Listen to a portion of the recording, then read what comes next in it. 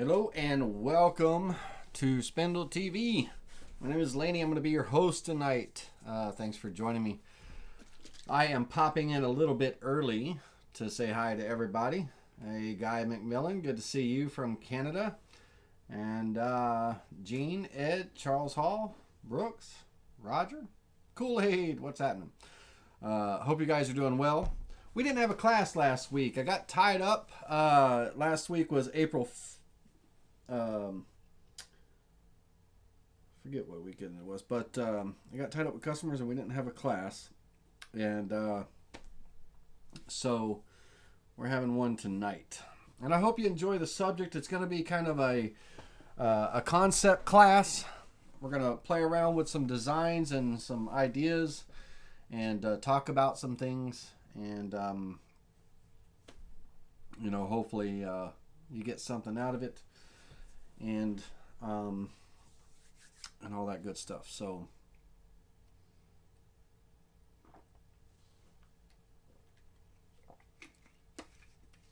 ooh, my goodness. All right.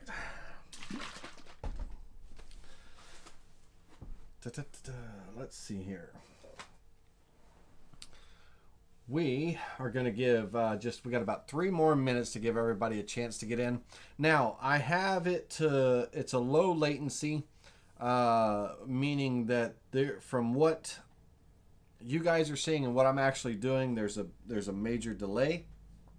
And I do that because, or I have it set that way because that's the only way that closed captioning will work for those folks that need to turn on closed captioning and everything. I can't have it to where it's a very low latency where your questions and what you're seeing and everything pop up at the same time that I'm talking and stuff. During a live stream, they have to be able to create those automatic captions, and so they need that delay and stuff. But anyway, I hope everybody's doing well. And hey, Troy, thanks for popping in. Camaro, what's happening? Thanks for popping in, guys and girls. Ronnie Probert, hey, bud, how's it going? I hope everything's going well. We are going to be working in both Vectric, VCar Pro, and Aspire. Now, when we talk about wall art, and we talk about wall art concepts and everything, one of the most very cool projects is Parametric Designs. And it's kind of one of the most popular things that you'll see out there. And they are somewhat easy to create, or, you know, not too difficult to create and everything. And let me see if I can pull up some parametric concepts. Give me just a second here. Where were we at today?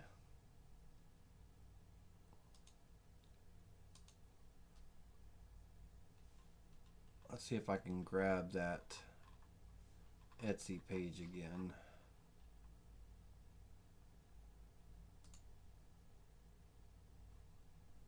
Nope, not that one. Give me one more second. Large Mandela. There it is. All right, let me pull this over on the screen and you'll see what I'm talking about. Now, these wall art pieces and everything, they're called parametric wall art. We're going to talk briefly about them and everything, but basically it's a wavelength. You know, it's a parametric wavelength, and these designs and furniture and wall art concepts and all have been making out. And this page, let me get over on the page. It would help if you can see it. We are on camera number 3, and let me move down. Let me get myself down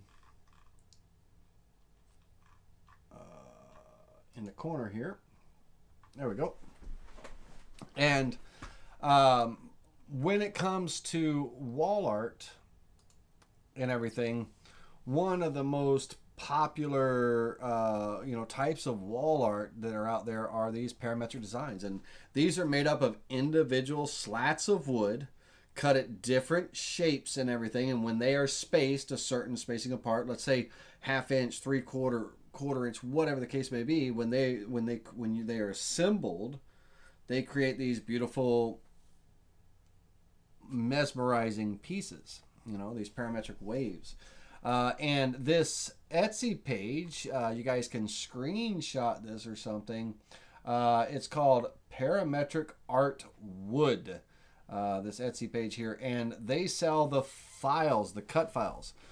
These, there are ways that these files can be made. They can be made in programs like Grasshopper 3D.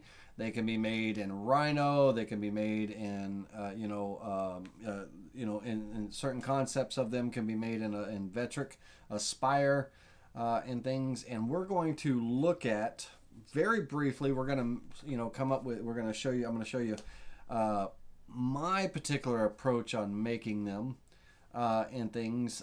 But rather than going through the tedious work of making them, which you can learn how to do it, it's very cool stuff. You can actually go and buy the cut files, and these wall art pieces sell for thousands of dollars, hundreds to thousands of dollars. These art installations for business walls or people's residential home wall art and things like that, these installations.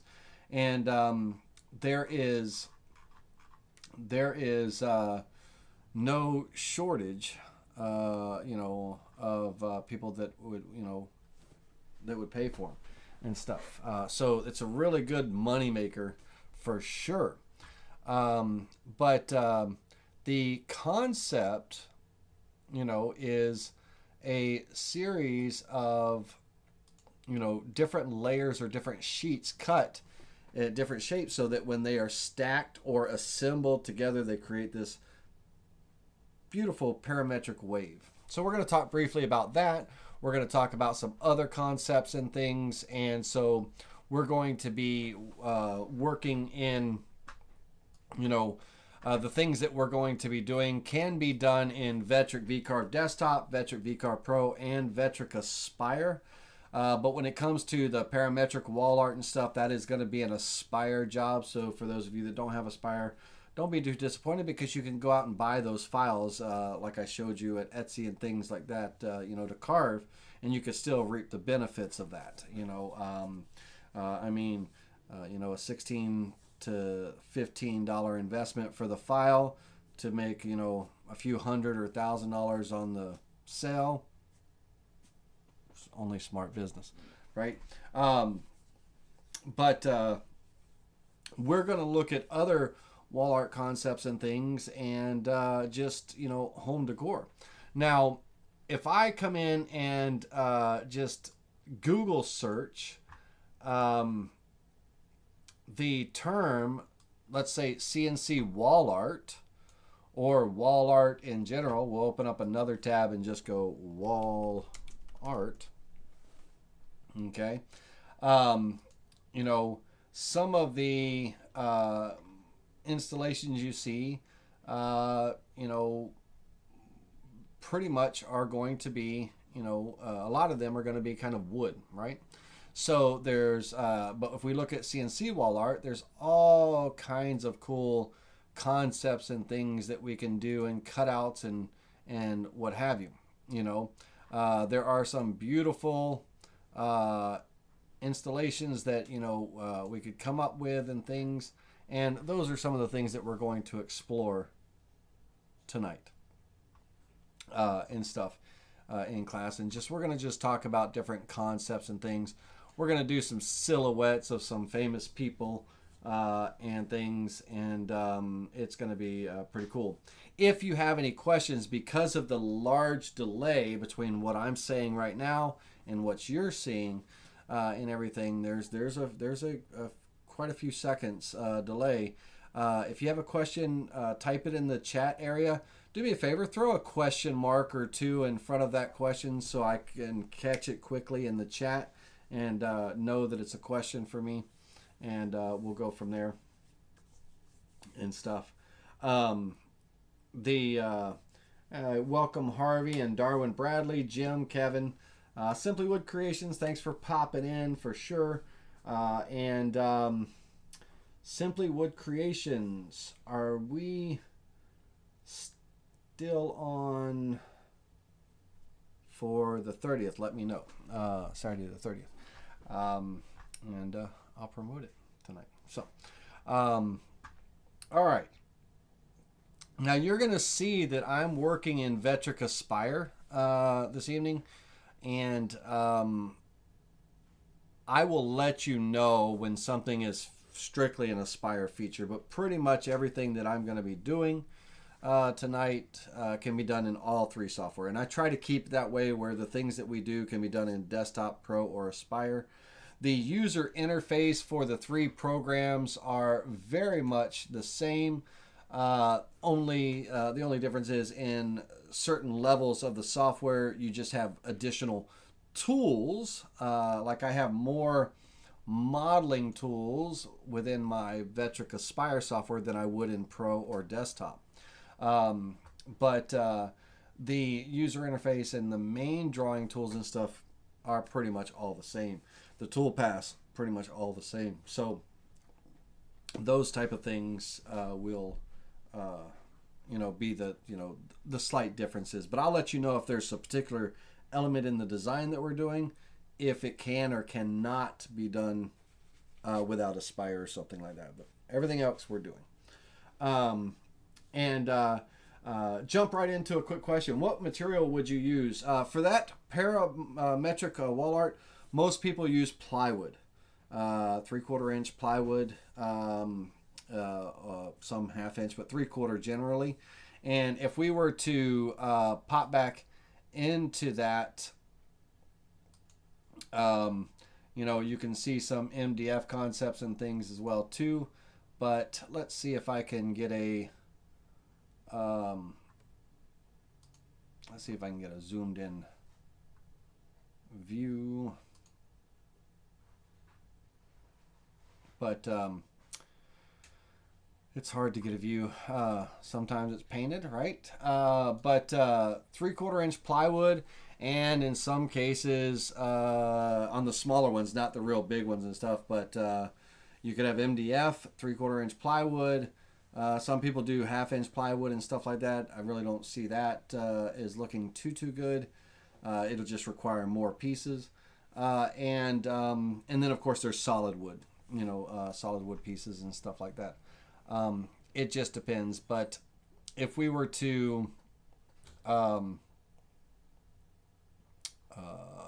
see here. Let's get out of there and just go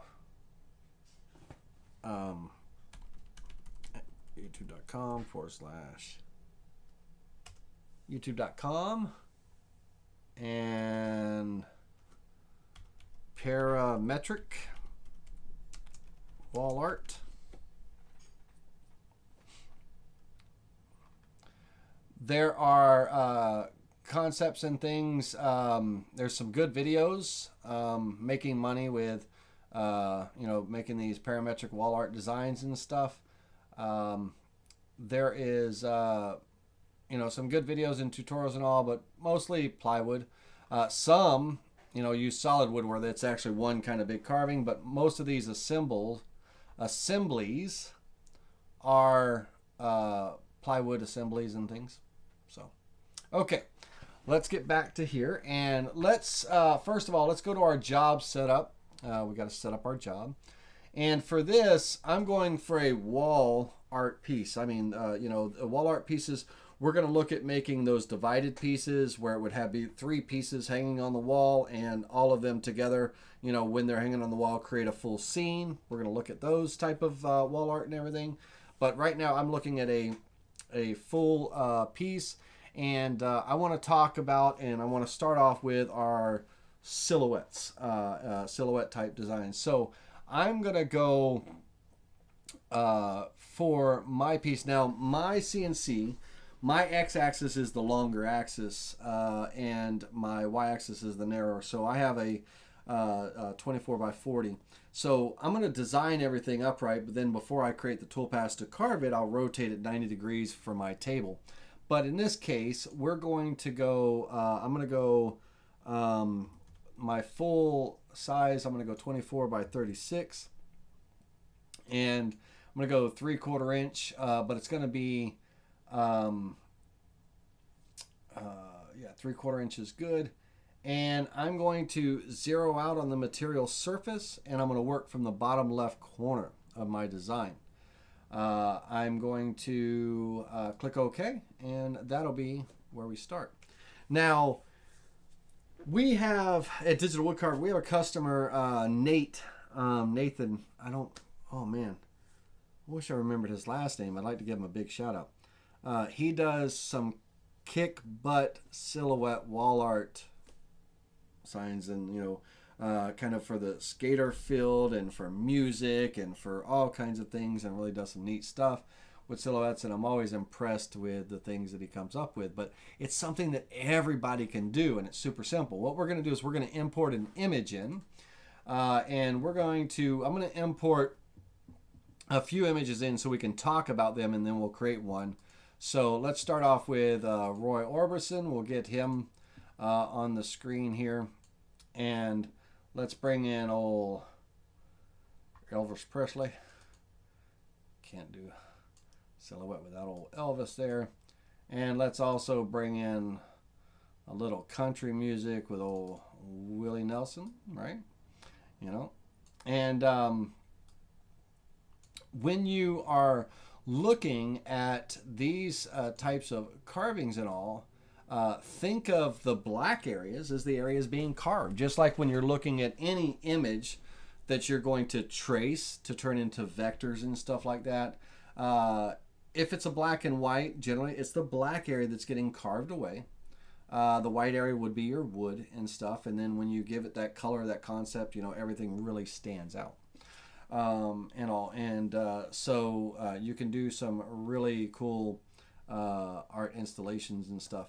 And so for this one, let's start off with, we'll set Willie aside here for a minute. We'll set Roy Orbison aside for a minute. And let's take old Elvis here. And what I would like to do is I'm going to scale him up. And kind of get a bit of a layout there. And let's see.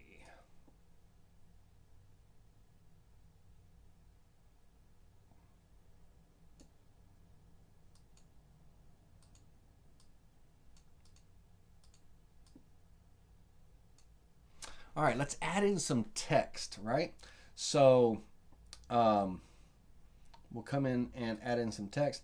Now the text could be, really anything that you want and all. But what I'm going to do is I'm going to just do his name. So we're going to just go Elvis. And let's find a suitable font that would look, pretty cool and sharp and everything. The text could be capital letters. It could be lowercase and capital, like a normal, typing, whatever your concept and all you want to be. I think I'll go with this here.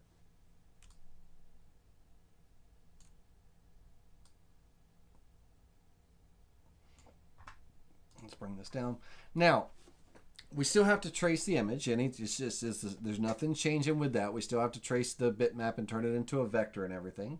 But there's going to be some areas where we may have to increase the vectors slightly.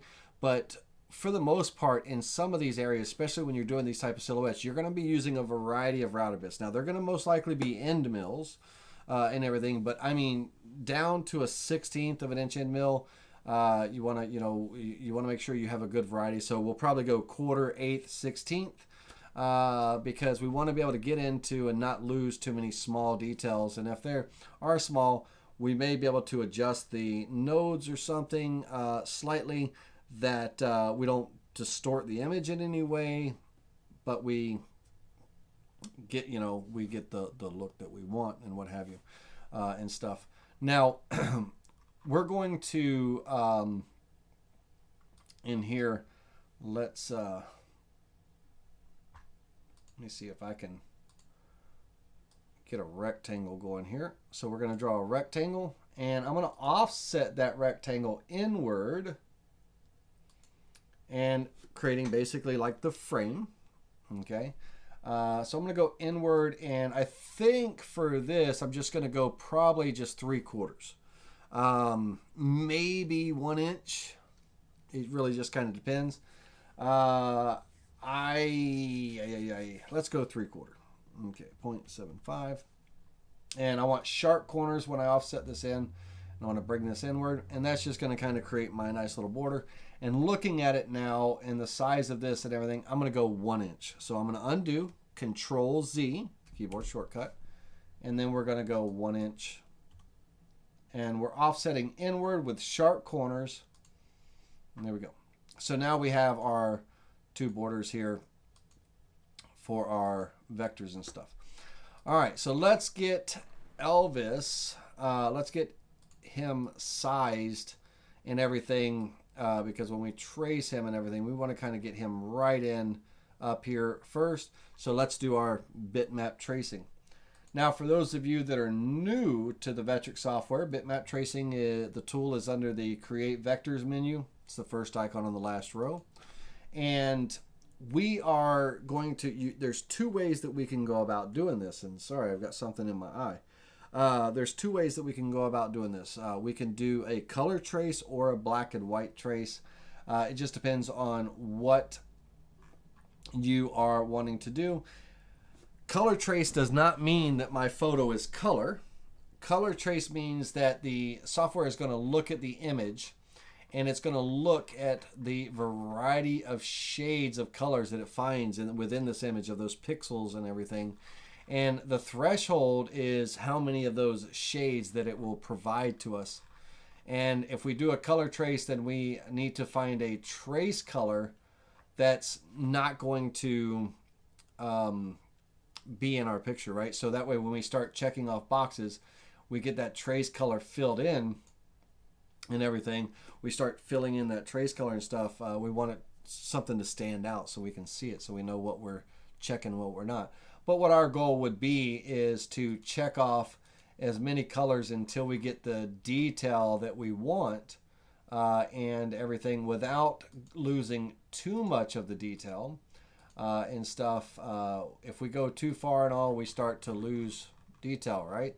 So we don't want to go too far, but we just want to go just enough that, we get a nice layout of our image, right? If we did a black and white, that would convert the image to a true black and white, and there's no colors to check. There's only a slide bar that we will slide in one direction or the other until we get the detail and everything that we want. Now, generally for me, my operating threshold on a black and white trace is between 50 and 75 on that slide bar. And for me, 75 is kind of my max that I'll go, unless the design specifically calls for me to select higher. But I'm generally at 50 to 75 and everything. So for this one, I'm actually going to if I come back and everything, let's go back to 50 and all, and then I go back to 75. I'm kind of looking at the extremes, and 75 is going to be good. So I want there are many times where we want a tight fit, or we might want a loose fit, or we want that just right, perfect fit and everything. In this instance, our default corner fit will be fine. Sometimes, in some cases, we might go a little bit looser so that it kind of gives us a little bit more room for carving and all that stuff. But I think we're going to go with the 32 or 82% the default corner fit on this. Noise filter, I will turn the noise filter up to 4. That's kind of I work between 2 default noise filter and 8, and I'm generally kind of like somewhere in the middle. 4. It'll be where I go, and then we'll click preview. So black trace, 75 on the color threshold, default corner fit, 4 on the noise filter, and we'll click preview to trace that out. And we'll go ahead and click apply to lock that in and close that tool. Now let's come up and turn off that bitmap layer. We'll hide our other images and stuff as well too. And what we see is, what we have to understand is, if you recall, that black area of that image, if we turn that image back on for a second, that black area, that's what's getting carved away. That's what we're going to be filling with our color, whatever it might be. You know, this could be red, it could be black, it could be gold for all I care, right? But that's going to be carved away. And so one of the things that we need to look at are little areas such as this here, that is it going to be significant or insignificant in the design and everything? Do we need to make it a little bit bigger? Because if that were to carve as is right now, it's going to be so thin and so small, it's just going to break away, right? It's not going to do very well. But does it play a significant role in, like, if we deleted it and all, would it play a significant role in the detail? When we look at this, the little circles here in the eyes, that's kind of like the little glint that, you know, someone has in their eye and everything. And so I probably would not want to delete this vector here, or this one over here, because that kind of represents the glint in the eye when you're kind of zoomed out looking at it and everything. But, you know, these eyebrows and everything, I think if I make them just a little bit bigger so there's some meat there, it's gonna be fine. So it'll just create kind of the separation, maybe like that, the hairs or the strands and stuff, right? Or I could go the opposite direction and delete it. Okay, so if that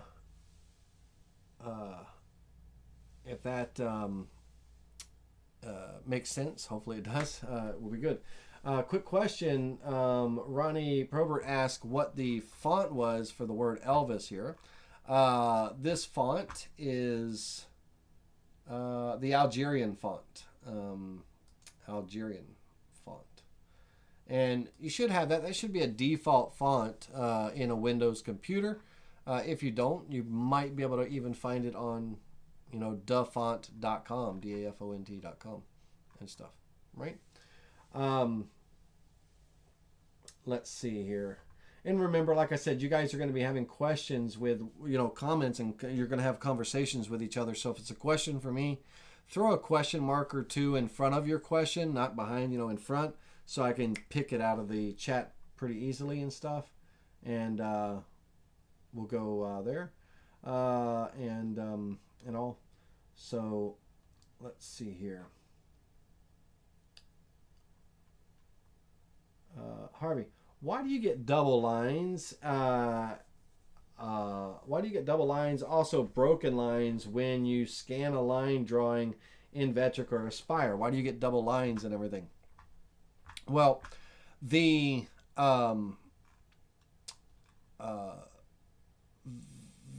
tracing is tracing around our fill area. So let me give you an example here. Let's give me a quick second here.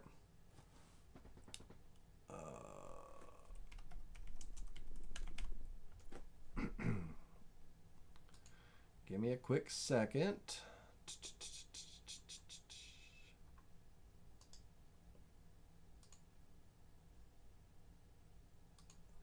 All right, let me import an image really quickly. Import.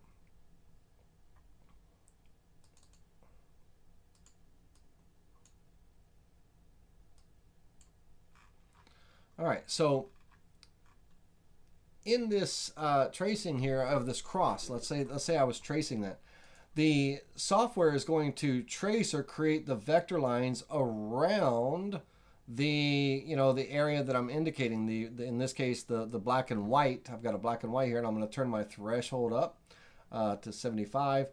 And when I create those lines, it's going to draw the line on the outside of that black line and on the inside, because it's imagine if you will a pen or a pencil drawing this cross. Your router bit is the lead of that pencil, and so that pencil is creating this line and everything, and well, that's where your router bit is going to be cutting as well to create that line. Your router is the stylus, and so it's creating both of those vectors for that V-carve or pocket cut or whatever it is that you're going to be doing, because the bit is going to be carving between those two lines. So and if you get a dotted line and everything, that's because the pixels are there's a lot of trash, and it's a very low resolution image, and therefore it's not going to create that nice solid line. It's going to pick up that pixelation and that trash. Let me see if I can find a trashy photo.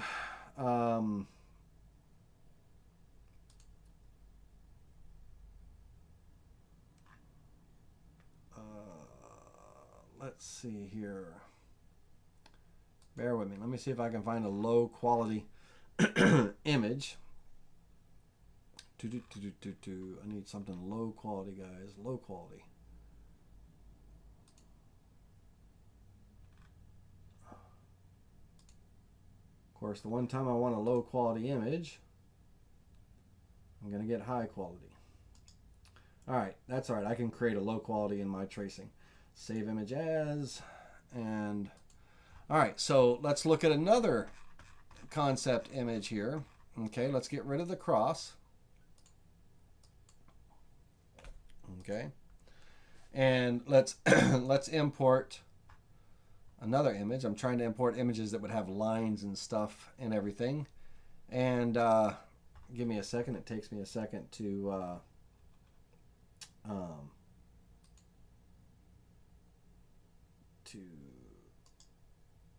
save image as.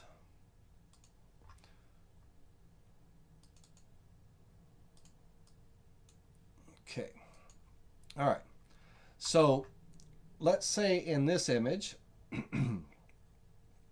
here, I'm going to bring the quality of the image down a bit, kind of trash, add a little bit of noise and trash and everything. Bear with me. Let me try to find some kind of happy middle ground here and all. And this is going to be it's just an example. So when I draw this, or when I trace this image and everything, let's fade that image out of there and all. I'm going to get, speckles. I'm going to get dotted lines. I'm going to get, because it's creating that tracing around every one of those little black areas. And, in my particular image, those areas, they weren't solid. They weren't nicely defined. It was a very low pixel ratio and everything. So the software is creating that, tracing to the best of its ability, but it's tracing all of that. But it's creating a double line, because that is my stylus, my router bit has to cut between those lines to create that. If I was drawing this, my pencil lead would be creating those black lines that you see in the image. And so that's why it creates those double lines. Now, if I were to turn that, give me just a second here. Let me close this tool so it'll let me select this. If I were to increase that resolution let's turn the fading off here. If I were to increase that resolution to get the best, black and white representation and everything that I could get, and sometimes it could be more, sometimes it could be less, and what have you. And for this, we're going to go about 80. And when I draw this, now we have those nice smooth lines, right? We don't have all that trash and stuff and everything to deal with. We have nice clean lines that the router is going to cut between, because again, those black lines, think of your pencil, your stylus, drawing that out. Well, our router bit is the stylus. It's got to cut that out, so it's got to cut between those lines. That's why we get it. Hopefully that answered your question, Harvey, and everything. And also, if you're getting dotted lines or it's not right completing the vectors and stuff, it's just because it's just a low resolution and it's just tracing around, what it sees, those dark areas, because it thinks that's what it is. So the higher the resolution, the better and everything. And so give me just a second. We'll do a little piece of religious wall art here as well.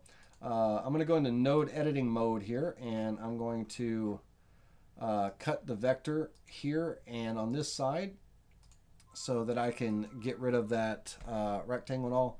And then I'm going to close that off with a smooth curve, kind of finish that off. And that way I can kind of, oops, hold on a moment. Don't hit delete when you, don't hit delete when you have everything selected or you'll lose it. All right, so once again, I'm going to take this design and join it with a smooth curve. Join with a smooth curve to close that off. We want a closed vector. So we'll use that as a piece of wall art for someone later here as well. So we'll set that aside. Let's group it together so I can move it around easily. And we'll set that aside as well too. All right, let's get back to Elvis here and everything. And, some of the spots in the hair, I want to increase those because I do want a little bit of that, a little bit of, specks and spots in the hair and stuff. Want to increase those, and I'll increase some of the places in the eyebrows, and I'm definitely going to kind of make that pupil a little bit bigger. So before I can do anything here, all the vectors are grouped together. So I need to ungroup them. So we're going to ungroup under the Edit Object Tools so I can work with them individually. And now the concept, I'm just going to offset these outward a little bit more than they are. So I'm just going to take some of these here. And what I kind of want to think of, and let's draw it out. If I had down to a 1/16 of an inch end mill and everything, what is my bit cutting on the inside or the outside of this object, and how big is this object? That is it going to be something that'll be so fragile it breaks away? What would be big enough that it's not going to throw off the design a lot, but also be solid, somewhat solid and everything. For here, if we look at the size of this, this is only about 30 thousandths, a 32nd of an inch, 0.0369 inches in size. And that size is down at the bottom right of the screen. I don't know if y'all can see that, but it's down at the bottom right here. And so these little specks and everything, they're quite small. So I'm going to offset them a little bit to make them just slightly a little bit bigger, give them a little bit of meat. So I'm going to offset them outward, and I'm going to go about a 1/16 of an inch. And I don't want sharp corners on this. I just want to delete the original and select the new.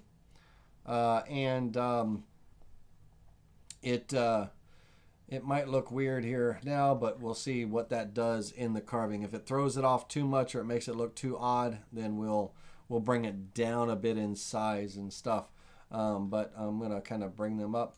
And on the glint of the eye, I'm only going to bring that, I'm going to offset that outward just a few thousandths of an inch, just slightly bigger. So I'm going to go about 0.02, delete the original, kind of bring that up. And on this one, another 0.02. Bring that up in size. I think I'll go a little bit bigger on this one. A little bit bigger.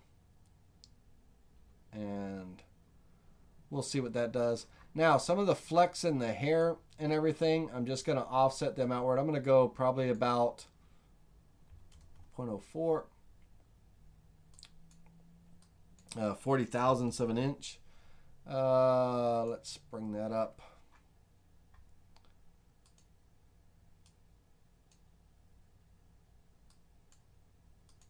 Let's see, I'm just going to kind of stretch that out a little bit. Oh, let's see here. Let's stretch this out a bit.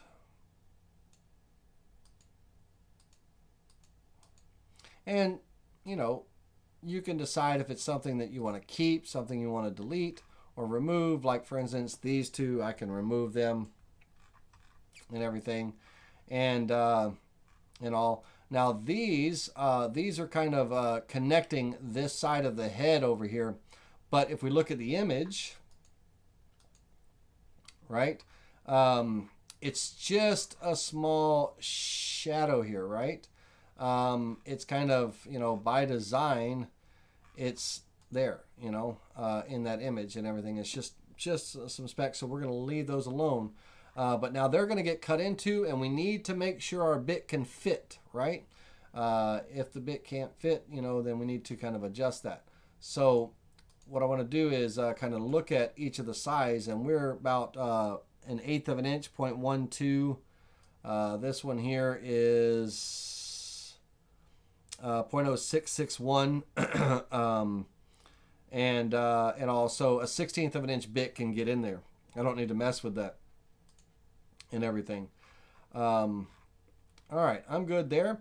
Now I want to connect Elvis. I want to connect him. This is going to get all carved away, so I want to make sure that I want to group him together. Let me grab him and group him back together. And then let's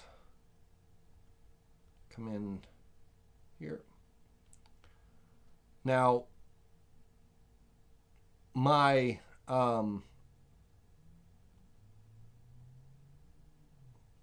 pretty much want this vector going down its side and everything to be the frame, right? I want to connect it together. So what I'm going to do is I'm slightly going to overlap right here all the way across, and I'm slightly going to overlap here, everything, so that I can simply take and ungroup him now. Ungroup. And I'm going to take my scissors and I'm going to trim this away here.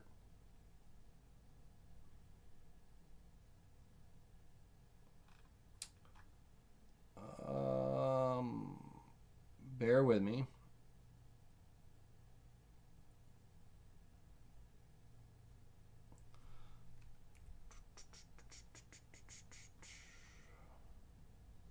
Let me think about this for a second. It's cutting in here. This is the frame. I don't want this touched. So I want to get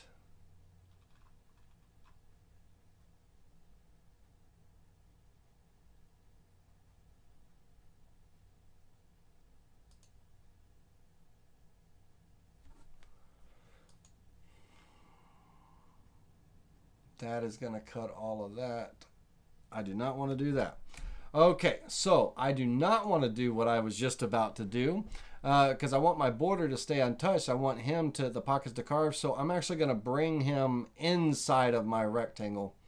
So I'm going to bring him slightly inside of my rectangle. And we will probably get him lined right up on that line and I'm holding down the shift key or the control key while I use the up arrow to bring him right in to alignment with that border. Essentially kind of creating an overlap, if you will. All right, so he's going to go there, and now Elvis, the text, I'm just going to lower that down.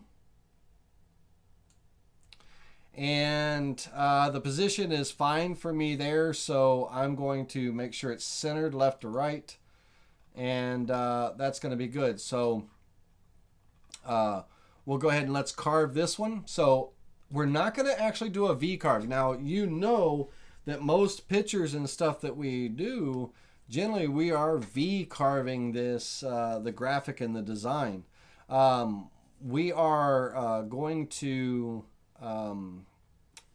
create this as a wall art, as if a router bit was cutting it an end mill. We're going to use an end mill on this rather than a V carve. It'll be kind of a concept. So we'll lose some of the sharp corners of our letters and stuff like that, but it'll be fine.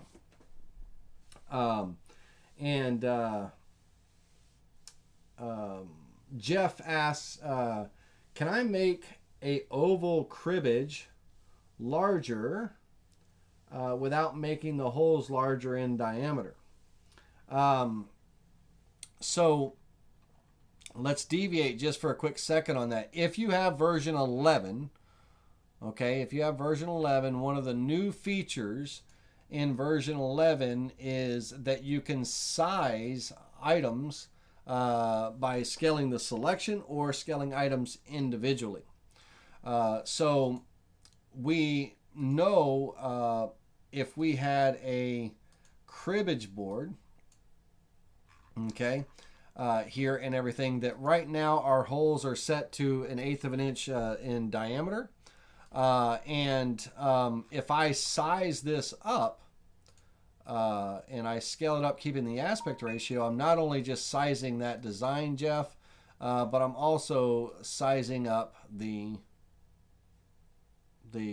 holes and stuff too, right?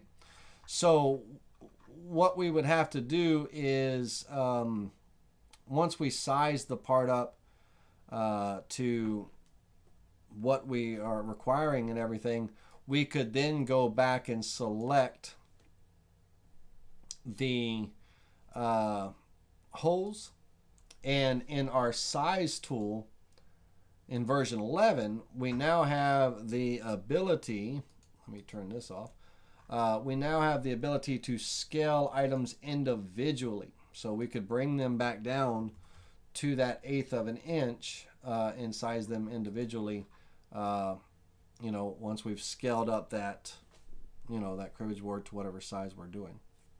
Now this is an extreme because I made this board 70 inches tall by 57 inches tall, right? So those 1/8 inch holes look super tiny, right, compared to the oval, but I mean, it's a 70 inch oval. But, so if I if I brought this down to a realistic size, let's say that I was making this cribbage board 16 inches, okay? So let's scale the selection. Let's bring it down. I'll bring the tallest point down to 16 inches and everything. On my holes and all, select just the holes. Again, I can scale them individually down to that 0.125 and bring them back down to that size, right, that 1/8 of an inch. So I've scaled this up to 16 inches and I've made the holes back to the way they were. So that's how you would do that. All right, let's get back to Elvis and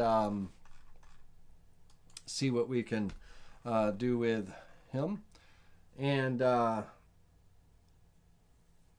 spell it out if you need more.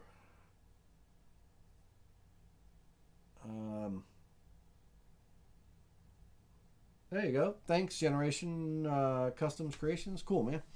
All right, so we are going to take our Elvis in our text here, not our border, and we're going to do a pocket cut on this one. Now I'm going to go, your pocket cut, your depth and everything, you know, that could vary depending on what you want, you know, a shallow cut or a deep cut and all. And I wouldn't, for me, I would not go any deeper than 1/8 of an inch. I would probably, my cut would probably be about 1/16 of an inch. Because the deeper you go, we start to lose the visualization. Now we're just kind of looking at this deep, dark, you know, kind of hole, if you will, and everything. So I would probably go shallow because, you know, it's just going to have a sharper appearance to it. So for me, I am no more than 1/8 of an inch, but probably 1/16 of an inch would be my go-to on this. And I'm going to use a combination of a 1/4 inch end mill. I'm going to use a 1/8 inch end mill, and I'm going to use a 1/16 inch end mill. I want to be able to get down into those little nooks and crannies. The Amana 1/16 inch end mill, or even the Spree tool 6 inch end mill off of Amazon, those are pretty good bits and stuff.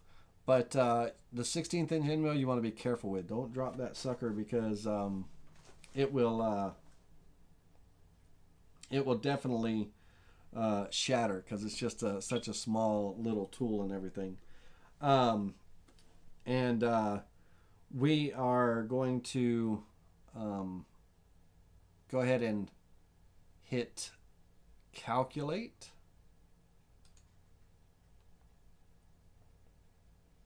And we'll take a look at what all we'll get here and everything.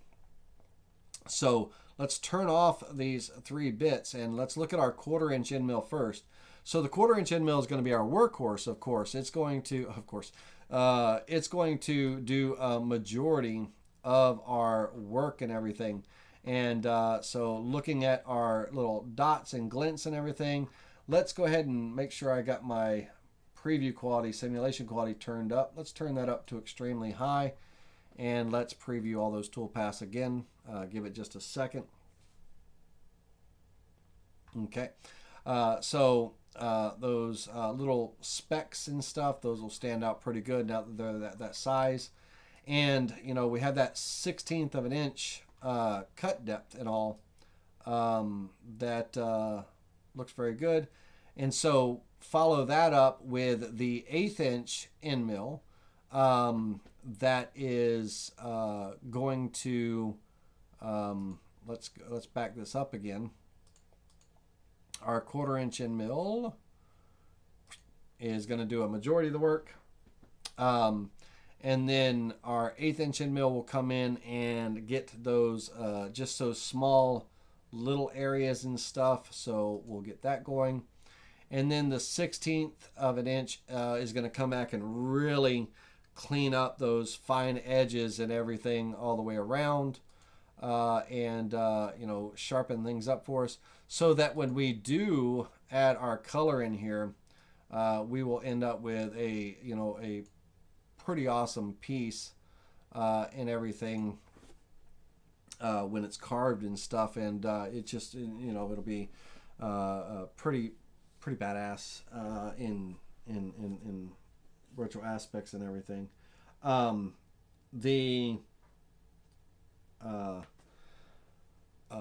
The next one we'll do really quickly. We'll do Willy Nelson, just to kind of give you that idea and all. But those type of panels, you know, you could go to Lowe's and buy those pre-glued panels, you know, and use them.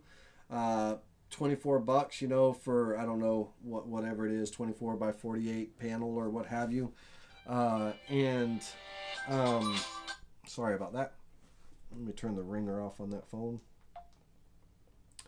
Someone new with digital wood carver that doesn't know we have classes on Tuesday. We'll call them back later.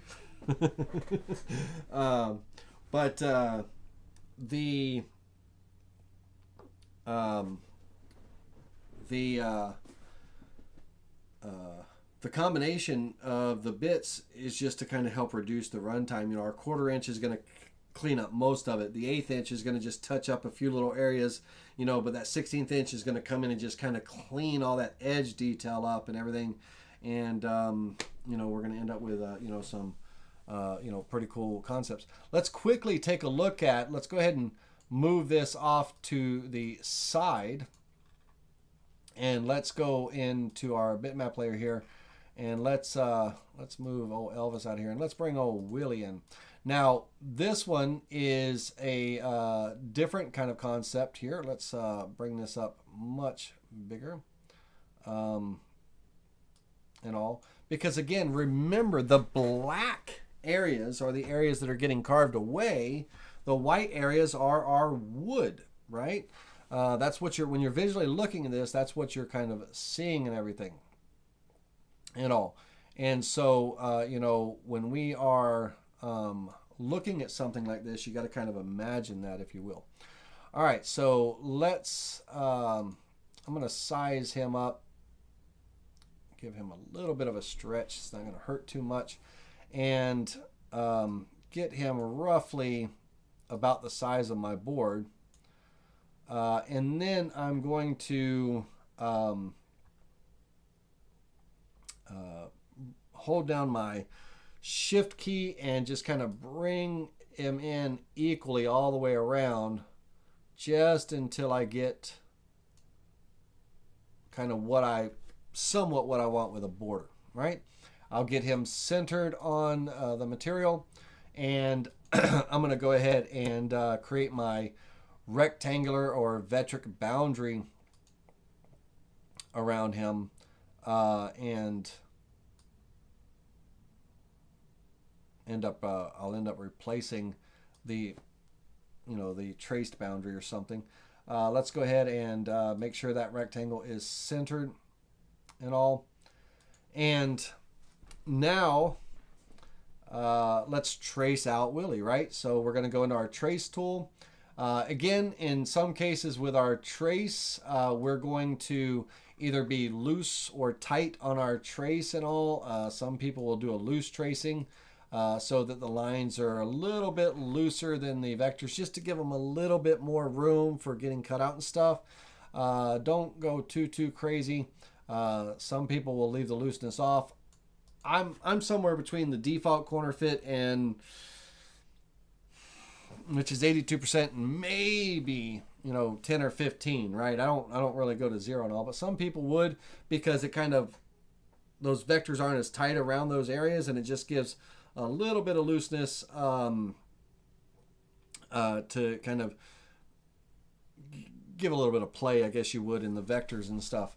I'll bring this one down to about 50%. I'm going to bring the noise filter up to about 4 again for myself. And I'm going to go ahead and click preview. I'll click apply and close to close that tool. And then we'll turn that bitmap layer off again. And, you know, we're here and everything.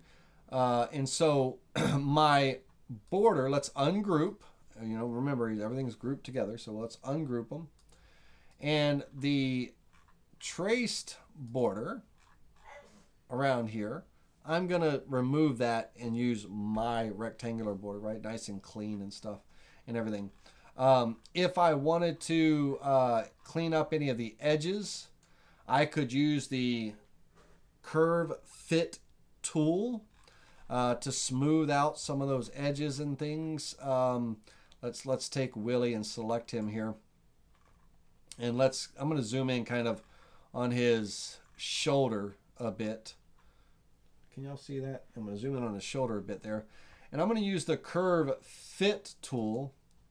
And you can see kind of all these points, these little, they're not really necessarily nodes. These are kind of, you know, curve points or what have you. They don't really coincide too well with the nodes and stuff.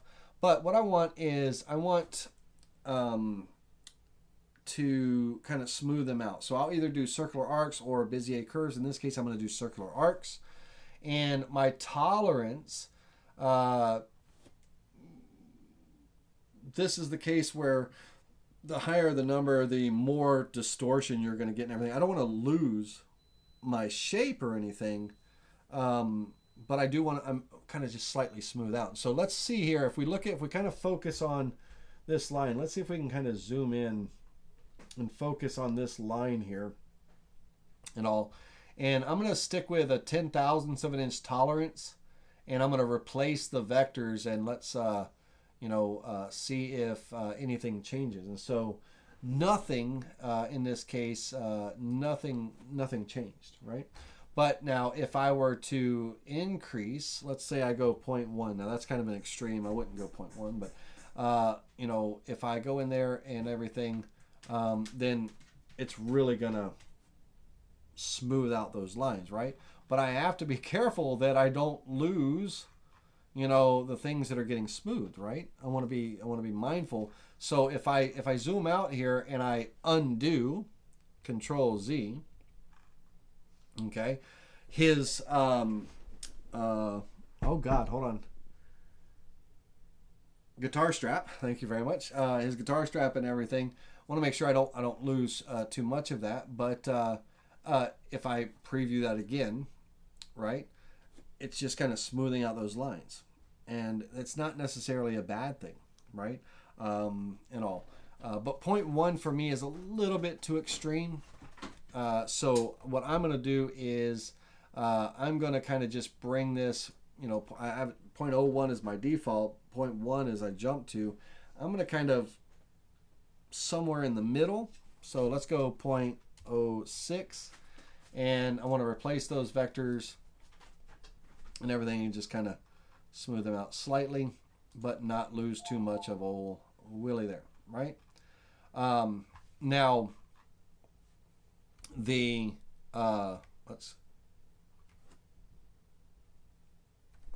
he looks good.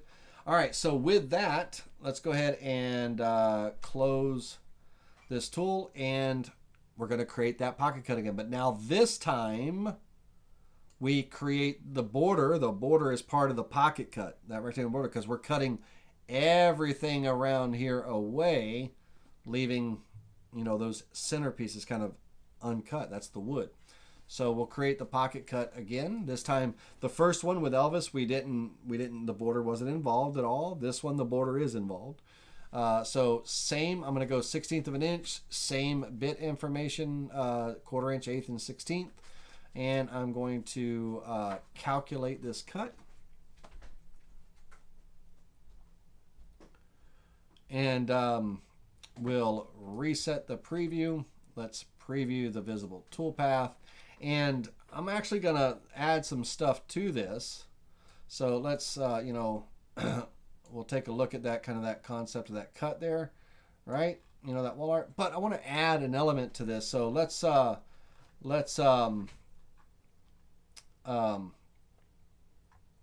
want to add something to this. So let's open up our text box here, and I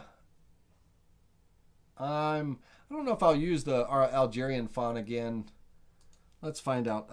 Let's go. I'm gonna go.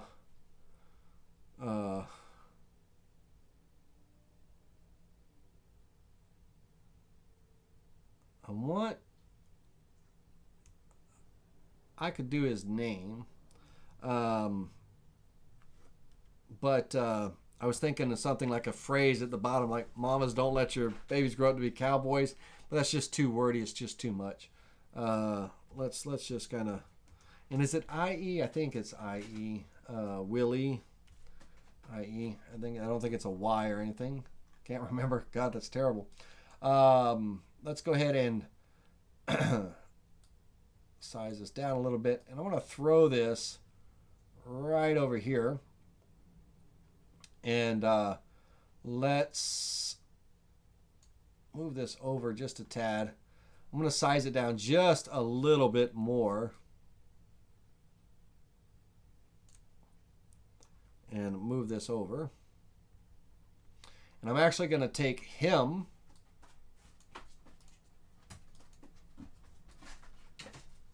Close that text tool. I'm actually going to take him, and I'm slightly going to move him over and down, not too much, over and down just a little bit. And let's see if I can get a little bit of the L in his guitar there. Let's see if I can bring, all right, let's see if I can do this. Bring that up just a little bit. Bring that back over.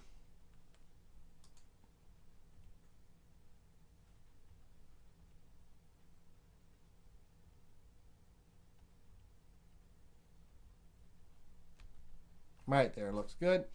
Let me see if I can bump him over just a hair more. Okay, let's go ahead and recarve that. So we'll open this up and we'll add that text in there. I believe the offsets here will look okay. If not, then I'll change those out. But let's calculate that up again.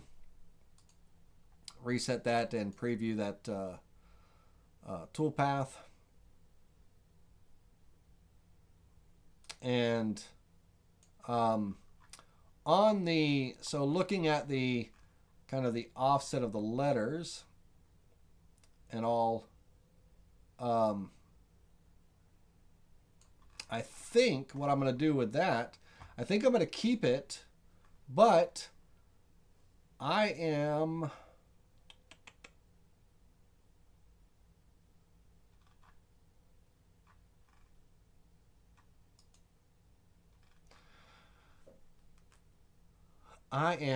not going to keep it. I'm actually going to change up the font a little bit.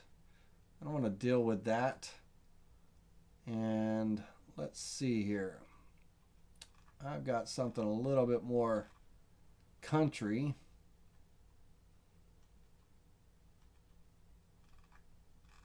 Let me get down.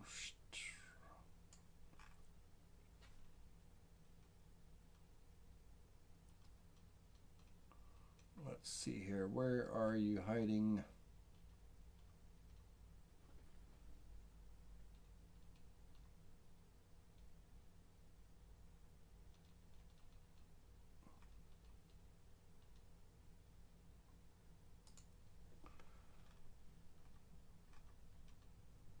Okay, let's.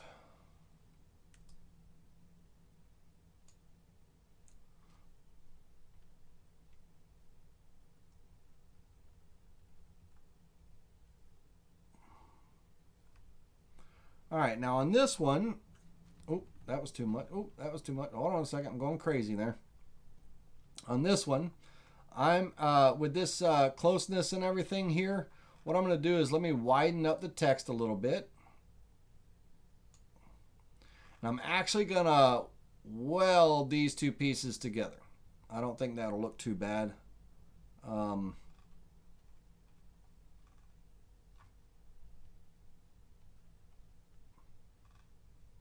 So I got to convert that text to a curve. Let's get it done.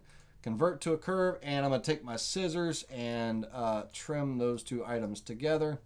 So I don't think that'll look too shabby. Let's go into that toolpath again and calculate.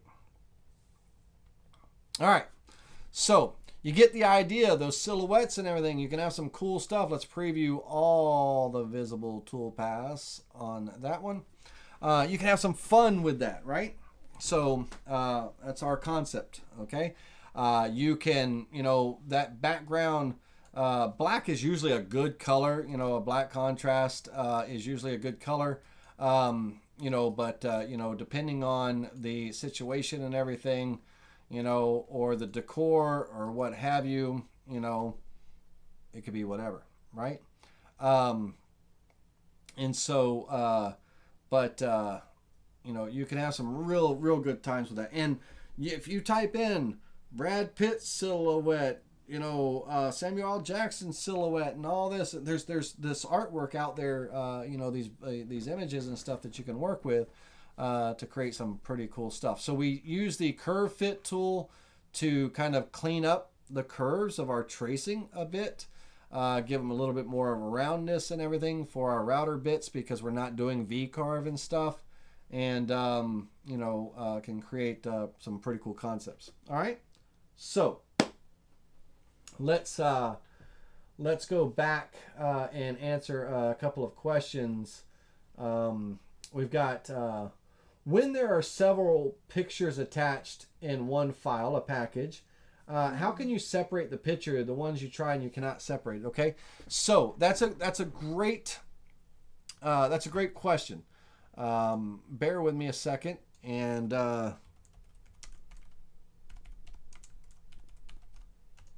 give me a second here. Bum, bum, bum, bum.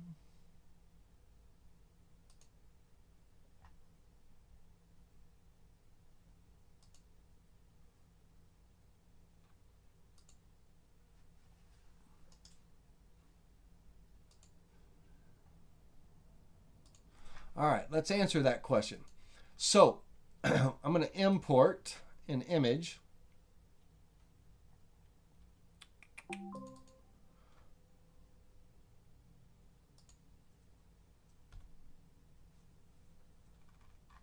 Okay, and let's add a small little image. We'll size it up. Okay. Let's imagine, if you will, we have an image here that has a lot of different, items in there, but we only want one of these items, or two or three or whatever. When you're in your trace tool, there are a couple of ways to do that. Number one, of course, one way is go ahead and trace the image.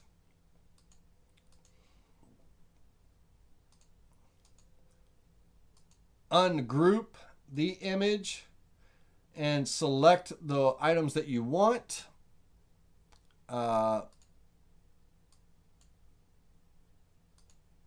it aside, get it out of the way, and then delete the rest, right? So that's one way. Okay. Another way is we could go in, and when we're in the trace tool, we can draw a vector box, a virtual box, not a vector box, but we can draw an isolation window around the item that we want to carve. So I could come in here and hold down my left mouse button and draw an isolation window around the object that I want to trace. And anything outside of that window will not trace. Anything inside of that window will trace, so that when I trace, it will just trace that one item. Okay. If it was an item where I just want a certain part of that item to trace, let's say an eagle head out of an eagle or something like that, or whatever, I could just trace just that, that part, right, with that isolation window. So I can come in and I can select what I want to trace and trace it. If I want to do more than one, then I will go through and individually trace the ones that I want by drawing a selection window around them and tracing them, right? All right, always click apply before you do your next tracing. Otherwise, it goes away, right? So click apply and then preview and apply, right? So I could then, isolate what I wanted from there and everything. Okay, so that's another way. Let me know if that answered your question. Okay, let's go here. There you go, Simple Wood Creations. We are going to be Saturday night, this Saturday night, 8 o'clock p.m.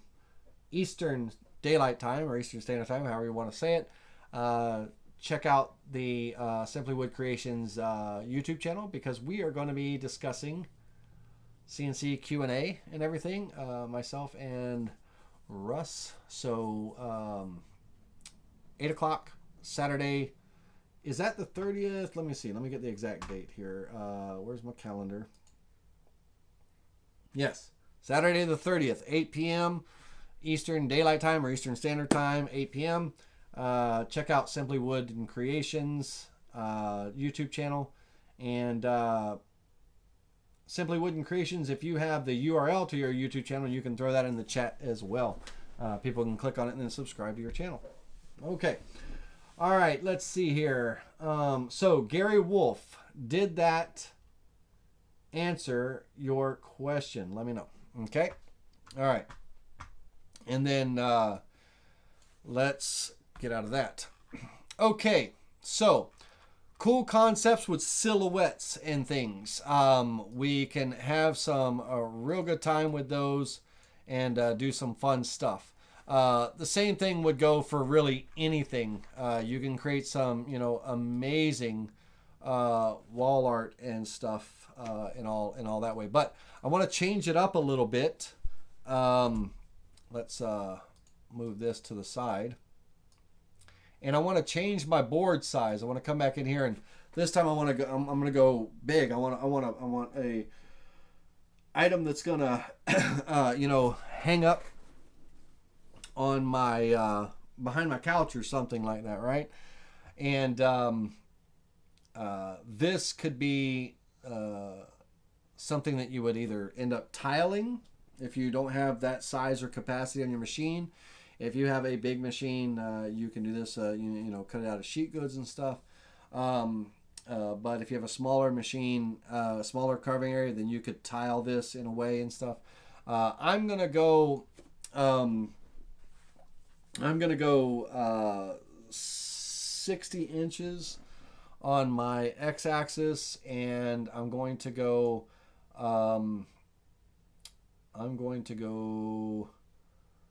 not 60 inches on my x-axis, and I am going to go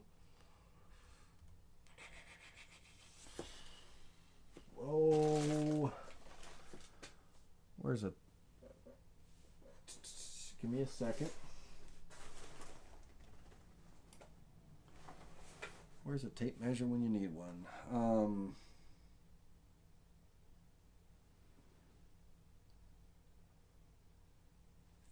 30.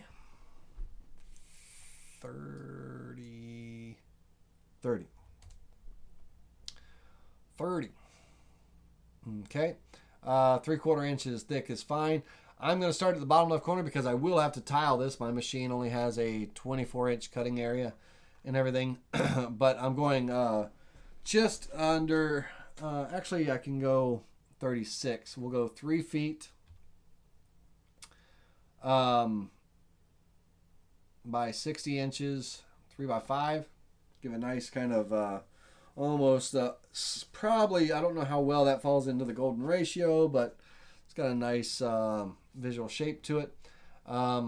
We could also go 72, but I want this to kind of be, let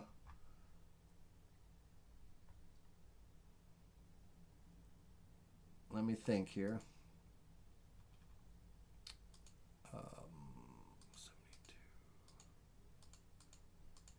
72. 6 foot. We'll go 72. Okay, 72 by 36 by 3/4. I'm going to have to tile this design. So there's that. But we're going to start at the bottom left corner. 1, because I have to tile. Number 2, because that's where I always start. And we're going to click OK.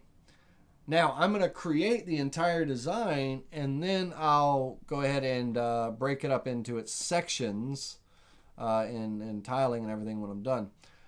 So the first thing I want to do is I want to go ahead and create my border. So I'm just going to draw a rectangle, and I'm going to offset that rectangle inward. And in this case, because of its size and all, I'm actually going to come in about 2 inches. So I'm going to inward 2 inches with sharp corners. And so I'm going to have about a 2-inch frame. I could even go, I could probably get away with 2.5 or something. It'd be a nice kind of just framed in border and stuff.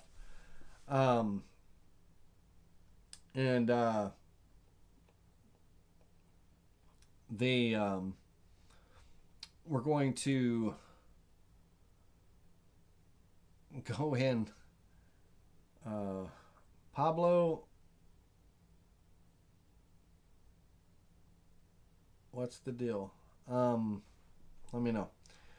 All right, so we're going to import an image. Now, this will be kind of like the same, similar to an image that you saw on the thumbnail of this video and everything. And let's get rid of old Roy Orbison. I didn't get to do Roy. We just did Elvis and Willy. Roy's a pretty good one. Let's go ahead and size this up so you can kind of get the concept of what's going to happen here and stuff. And this one, it's going to be completely cut out. We're going to cut all the way through, and our wall behind the image is going to be seen through. Okay, so it's going to be just a cutout, if you will. Let's go ahead and let's do our tracing first. So let's get kind of zoomed in here, and we're going to go into the trace tool. I'm going to turn the fading off, and I'm going to slide my slide bar. For me, I'm going to be right at 75. That's default corner fit for this one. Actually, I'll go... Oh, yeah, I'll probably back this down to about 50% again. And let's click on the noise filter. I'll bring that up to 4. Preview that, apply it, and close it. And then I'm going to go ahead and turn off that bitmap layer, so I'm left with this here. Now, the vector, this image here that you see here, this is going to be the wood and everything, even inside the mountain ranges and stuff here. Everything is going to get cut away except for this, this bit of wood here. So one of the things that I, on the wood here, if I have square pixels, that's generally trash, right? So I'm going to ungroup this, and I'm going to get rid of any of these square pixels. That's just, I should have turned my noise filter up a little bit more probably. But some of these areas,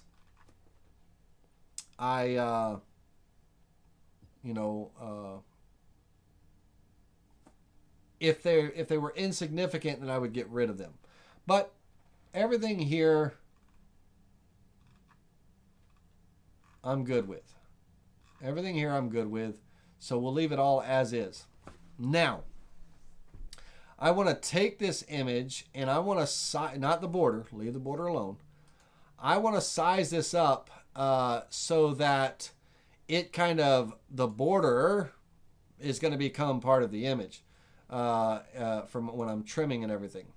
And so I'm going to bring this tree probably about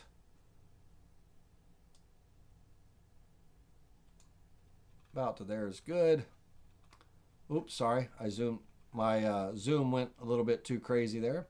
I'm going to use my up arrow key to bring this up just a little bit, about right there. Yep. And I am fine with the little peak of that tree up into the frame, the border there. So that I'm good with that. All right, now what I want to do is I want to do my trimming, but my border is anything outside of the border goes away. Okay, my border becomes that outside vector. Okay, and everything. So what I mean by that, let's start from the left and work our way around to the right. I'll just kind of work in a clockwise motion, and I'm going to go with my scissor tools here. And again, everything on the outside of the border is going to get trimmed away, and then we're going to trim the border parts away as well. So I'm going to first, I'll just start with getting these outside areas trimmed here. Okay, so I'm just going to work my way up, and then I'll come back and do my cleanup, and I'll show you what I mean by that.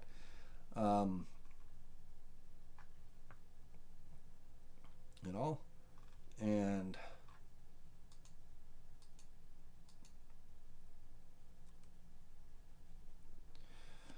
once I get the outside, trimmed here on this side, before I move anywhere else, I'm going to finish up this side. This side is nowhere near done. So here, this line is going to get cut away because my border is going to actually connect to this vector. So now it is part of that, that tree outline. So I basically kind of closed off this area right here. Okay. And so coming up here, this vector is going to be one. So right between these vectors, I'm cutting that straight line away now. Okay. Closing off these vectors. Trimming away that straight line. Closing off these vectors. Up here, once again, this is outside. So let's get rid of that first. Okay. Get rid of that outside area first. It's going to take a second. The software is like, it's trying to think about where it needs to actually trim here, right? And then the gap right here is going to be, and so it's going to close off that vector. Coming around, okay, so it connects here and it goes all the way around to the top of the tree. And again, outside of the vector gets trimmed away. So every little thing that's outside of my rectangle boundary is getting trimmed away. And I don't know why it keeps jumping out like that when you trim, but it does. And let's do this one as well. And then coming to here, we're going to trim this away. So it closes off that vector. Now that vector is wrapping around. And same thing here, close that off. So that closes off that shape, and that closes off this vector and connects it to this side of the boundary. Okay? So we're creating those boundaries for that profile or pocket cut that cuts those parts out, right? And everything. So coming around, again, everything outside of the border gets removed first.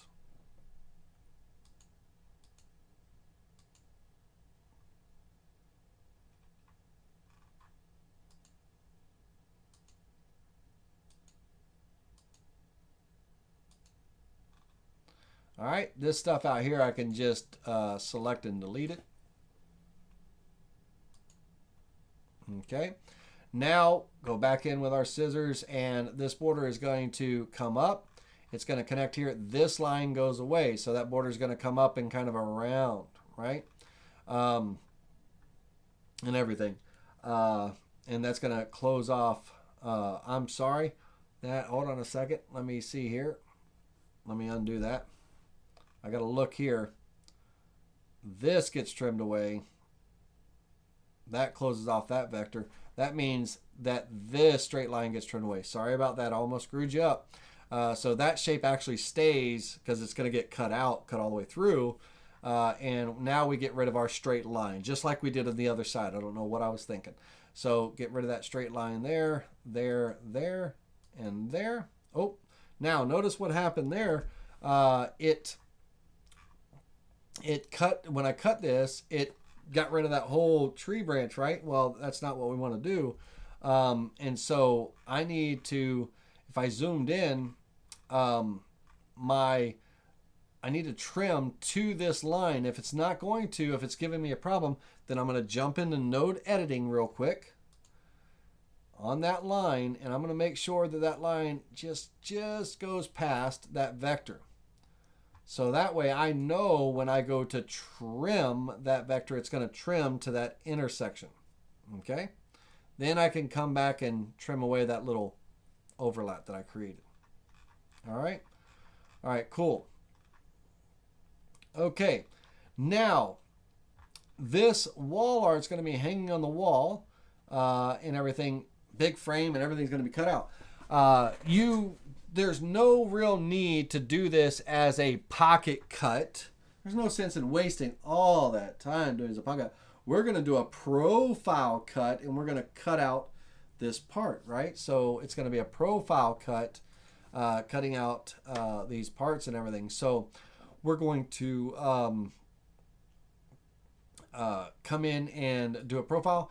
And if you're going to use a combination of a variety of bits, make sure your bits can cut through the material. Now, this is 3/4 of an inch thick material. And I may actually make this out of a sheet of plywood, right? It's 72 inches by 36. Rather than gluing up a solid wood panel, I'll probably do it as like a birch plywood and everything. And so therefore, that being said, I want to make sure that that'll be 23/30 seconds, right? 0.71875. And so I need to make sure that my cutter has a long enough flute to cut through there. And my 1/16 of an inch bit does not. My current 1/16 of an inch bit. Now I could have ordered a 1/16 of an inch end mill with a longer cutting flute so I could be guaranteed to cut through at least 3/4 of an inch thick material, right? And stuff like that, but I didn't. The 1/16 of an inch end mill that I did order has a 1/2 inch cutting flute. So I can only cut a 1/2 inch deep. So I will not use a 1/16 of an inch end mill on this. I will look at my design, and with the inner tighter radiuses and everything, I can only choose one bit on this profile cut and stuff. So I'm gonna go with an 1/8 of an inch end mill, and I'll probably end up using my 1/8 of an inch. Say if I'm going to do it out of plywood, I'll probably use my 1/8 of an inch down cut or compression cut bit, one of the two, because it's going to be against the wall, so I'm not going to see the back material if there's any tear out. So I'll probably just go with a down cut spiral. And so let's select that 1/8 of an inch end mill. That's the wrong bit. 1/8 of an inch end mill. And because my 1/8 of an inch end mill has a 1 inch cutting flute. And I want to be on the inside of the line, and I'm going to be cutting 23/30 seconds. And I'll probably add some tabs to hold the parts in so they don't shift and jam my bit and snap my bit or anything like that. So I'll probably throw in some tabs around here in sporadic places. So let's do, but for right now, for visual purposes, I'm not going to add tabs, but I'll come back and add them in just a second. But we're going to select the vectors. Okay, so they're going to be cutting on the inside of these vectors and everything. We're going to calculate that toolpath. Okay. Now, for me, I need to recalculate that toolpath. I'm going to set this to 3/4 of an inch because that's what my material's set for right now. But if I was going to cut it out of plywood, I would change the whole material, go back to the job setup and change that to 0.71875, right?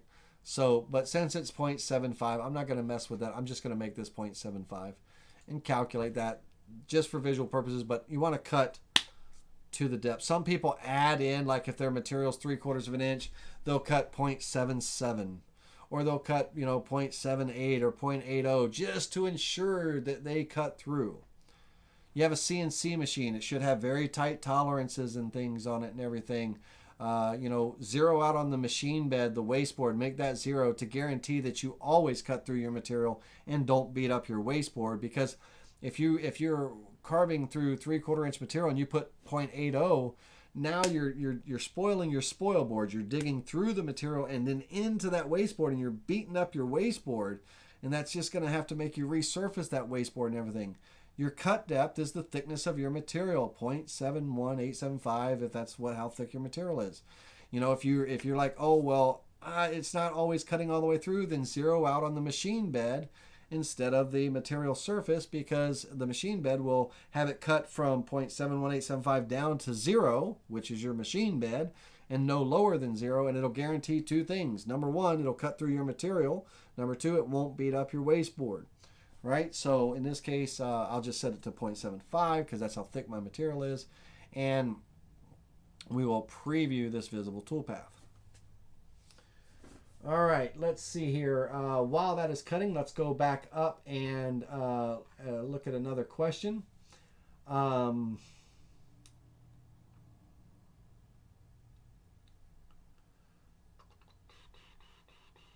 Kool-Aid, are the bits you're using upcut or downcut bits?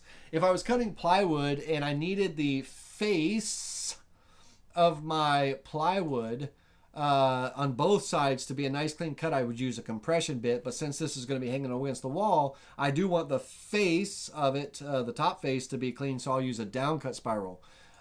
If it was solid wood, then I would probably just go with an upcut, of sorts and stuff, and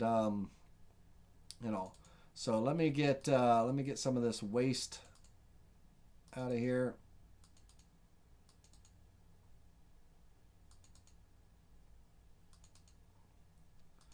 All right.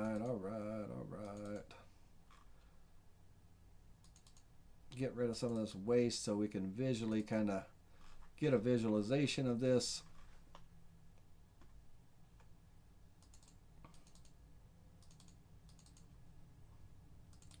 Wish there was a magic button that would remove all waste. You just click the button and it removes all offcut material. That would be cool. And an auto save. Wish there was an auto save. Gotta save this work. All right, so I now have this cutout panel here. It could get painted. It could stay natural wood. Whatever the case may be. But it's a nice big piece of wall art. If we were to, as a concept, okay, as a concept and all,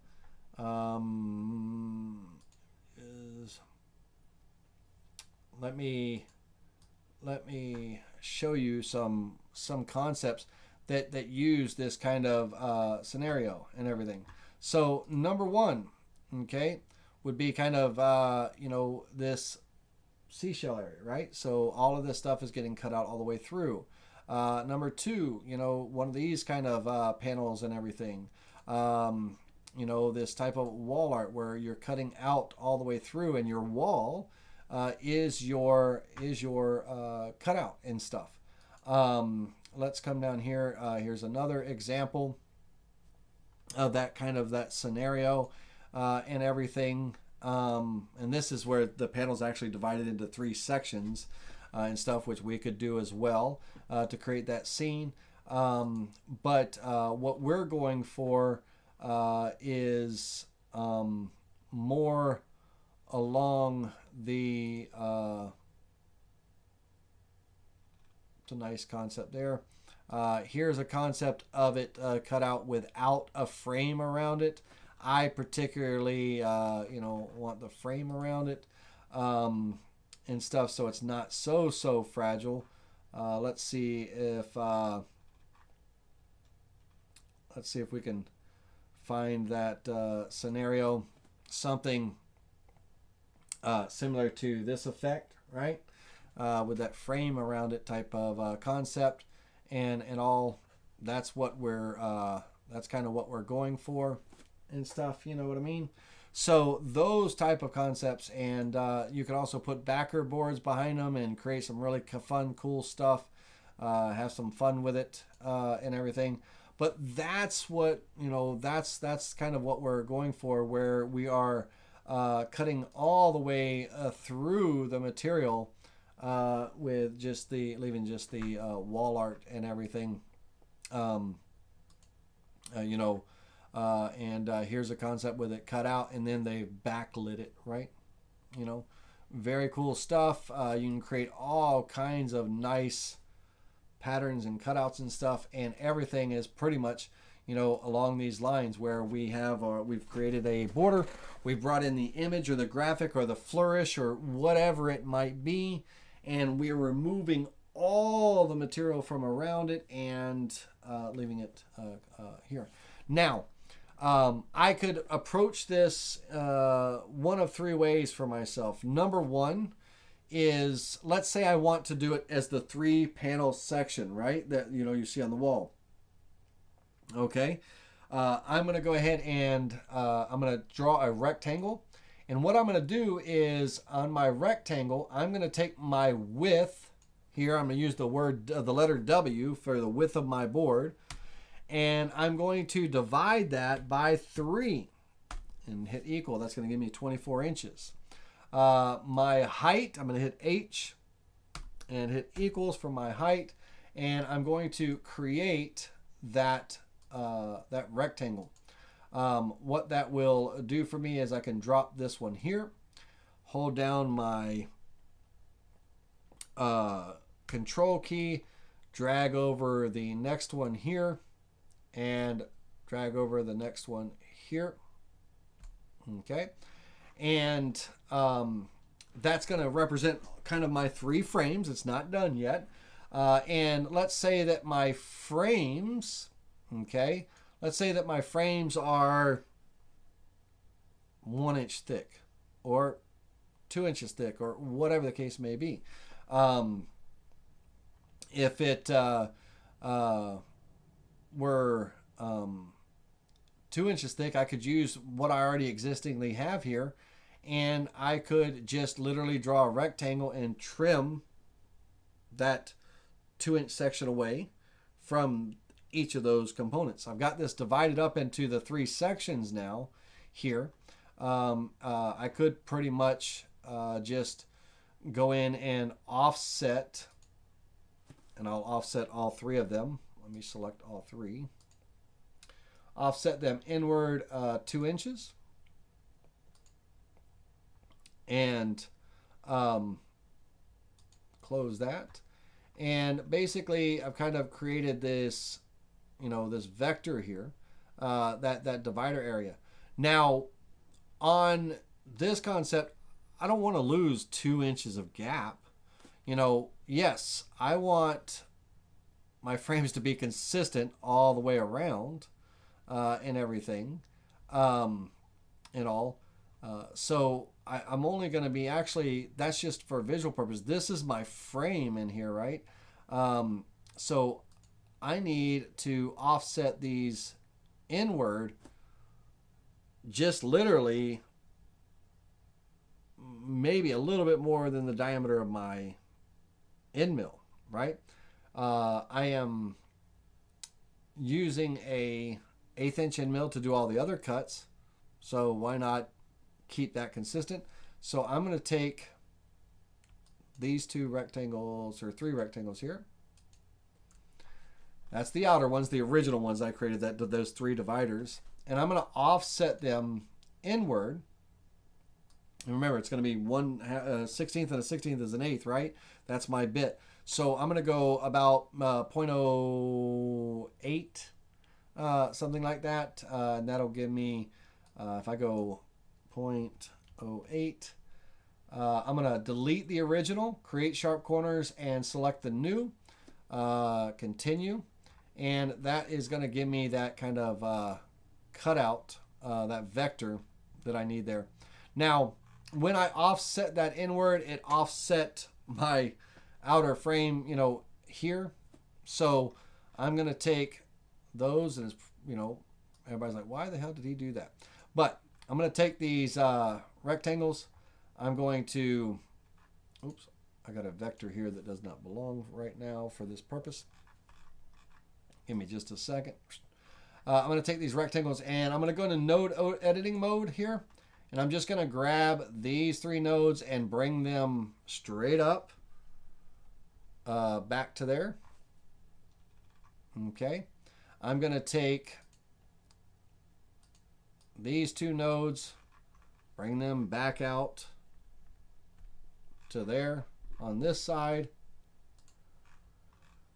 These 2 nodes, bring them back out to there on this side. And then all these nodes one more time. Let me select these nodes down here and bring them out down to there, because all I wanted was that 1/8 inch gap in between. There was probably a better way of doing that, but for right now, this quick and dirty lesson, that's what we have. So what that is going to do for me is I've got my cutout here, okay, and let's go in and create that separation. So I'm going to use the trim scissor tools here, right? And I'm going to bear with me while my Vectric catches up. Okay. And let's go down here.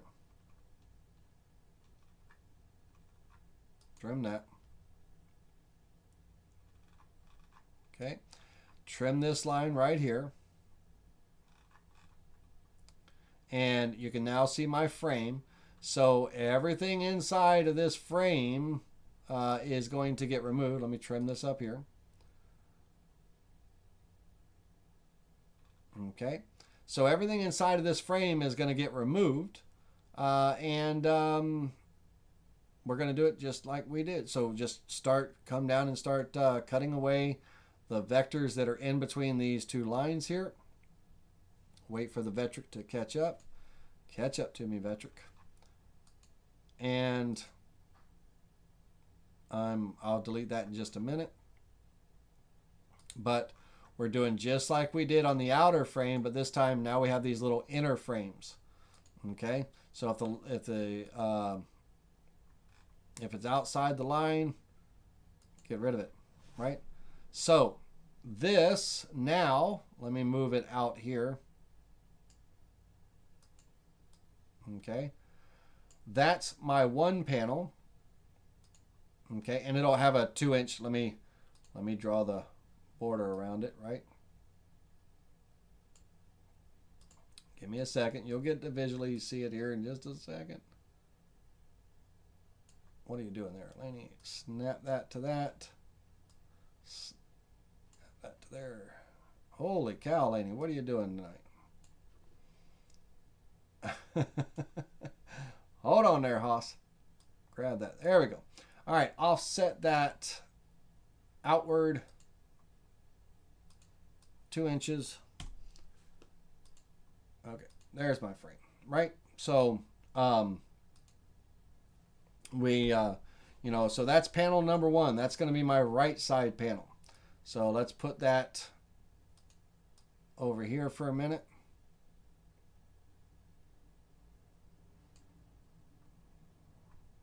Let's move it over. Let me group it together. Okay. Get back on there. There we go. Perfect. All right. Now, second panel. Take our scissors and we're going to trim away this line, down here, and here. And again, everything between the lines goes away. So we're going to just start removing these vectors. This one too. And on this side, this one has two sides, so we'll go through and trim this away, get rid of all this. And your frames could be 1.5 inches, 2 inches, whatever the case may be.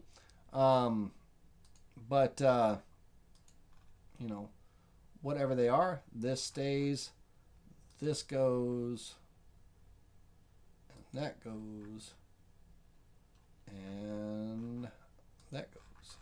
Okay, so that's contestant number 2. Let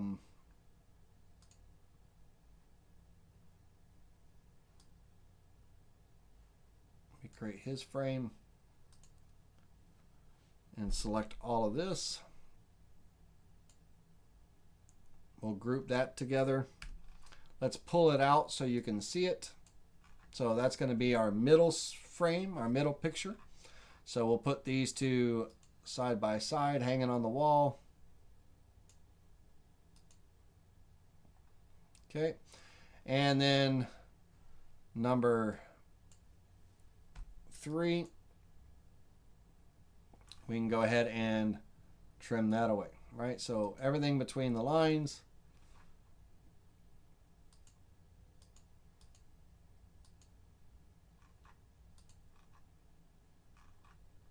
If it's outside of the line, it goes away.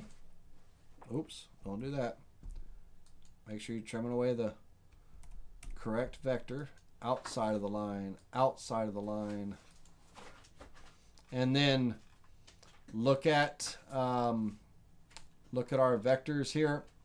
So on our trees, this gets trimmed away. All of our straight line on this side. Start from left to right.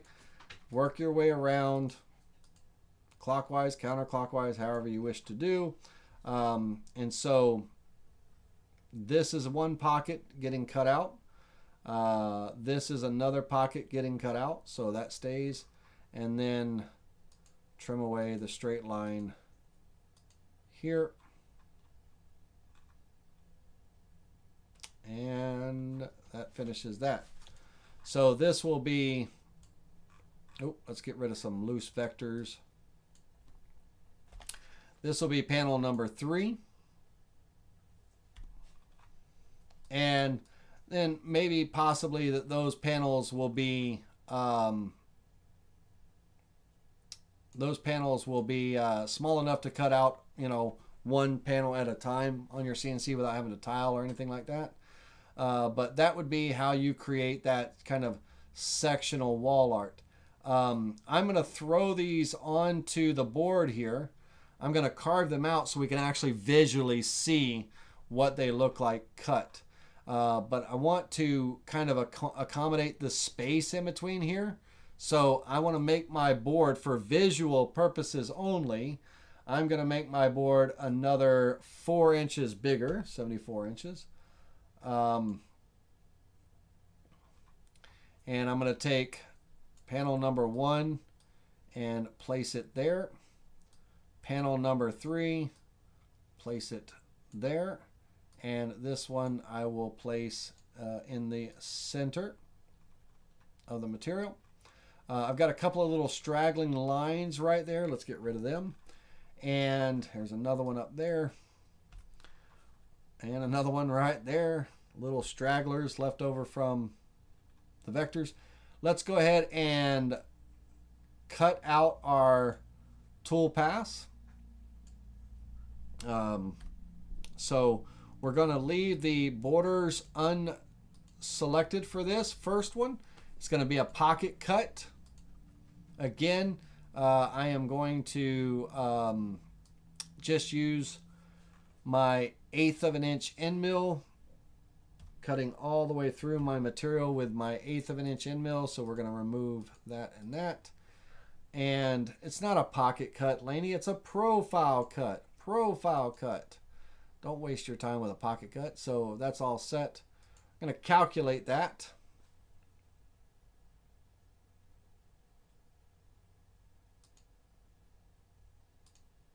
Okay. All right. So I have some open vector issues. I've created some issues for myself. Let's fix those issues really, really quickly. Let me show you what those issues are. When I was trimming, I had multiple vectors overlapping and things, and I didn't quite close off the vectors properly. So you can see here, there's still another vector right here underneath this one. And this line comes all the way across. So when I trimmed here, I didn't clean up on this side. Okay, so what that means for me is that I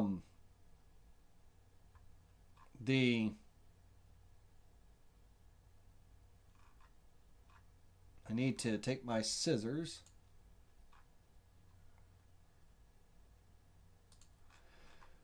and I need to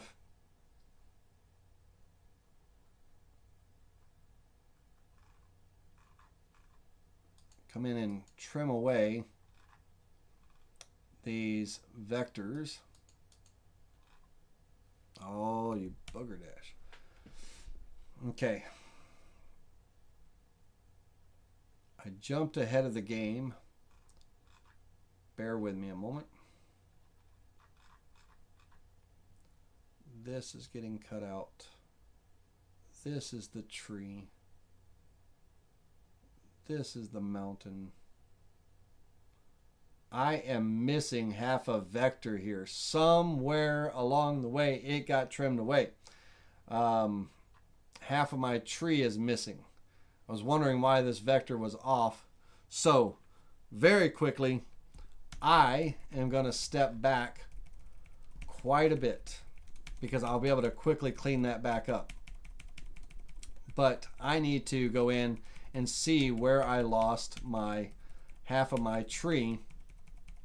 And I'm hitting Control Z, and there's the other half of my tree, right? So, Laney, think about what you're doing before you do it so you don't screw up. Let's go ahead and clean this up very easily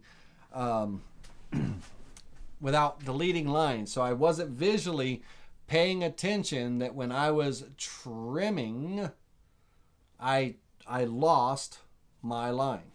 I lost my vector, if you will. So let me fix it real quick. All I have to do is offset outward 2 inches and delete the original to create that rectangle there. This rectangle here, just offset it 2 inches, deleting the original. This rectangle here, offset it 2 inches, deleting the original.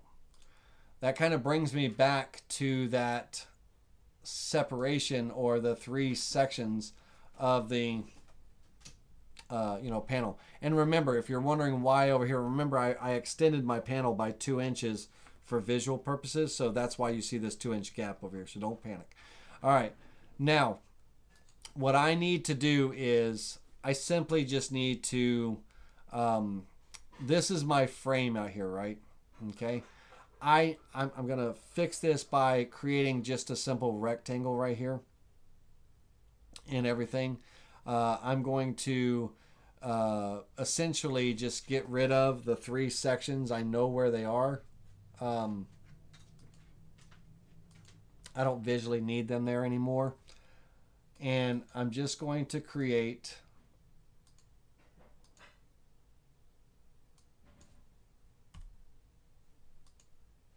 let's bring that back into size so you can get this visual without screwing you up.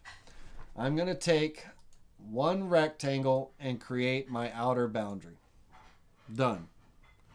I'm going to create one rectangle that is going to be it's going to be 2 inches wide. Okay, so it's going to be 2 inches wide, 36 inches long.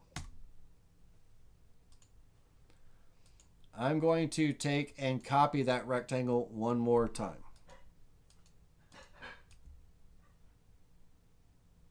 Okay, hold down the Control key when you're copying, Laney. Okay, and I'm going to take those 2 rectangles. Screwed my whole self up. Sorry about that, guys and girls, but this is how you back up and start over. I'm going to take these 2 rectangles and select them first. I'm going to select this outer rectangle I created last, and I'm going to use the space tool inside the alignment tool and space them equal distance horizontally. Okay, so that creates them equal distance horizontally. And now I'm going to I got to account for my router bit, guys.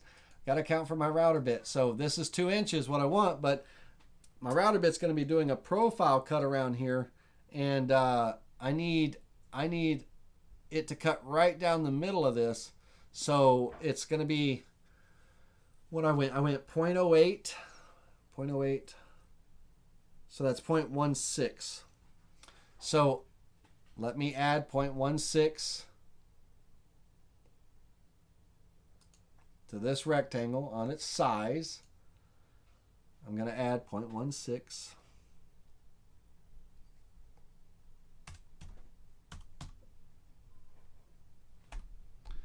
Same thing here. Plus 0.16 equals Laney, not paying attention. All right. And stand by. Plus 0.16 equals.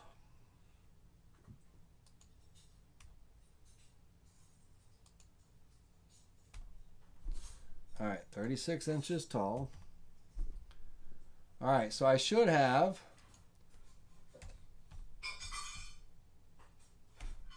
I should have 2.16 by 36 inches.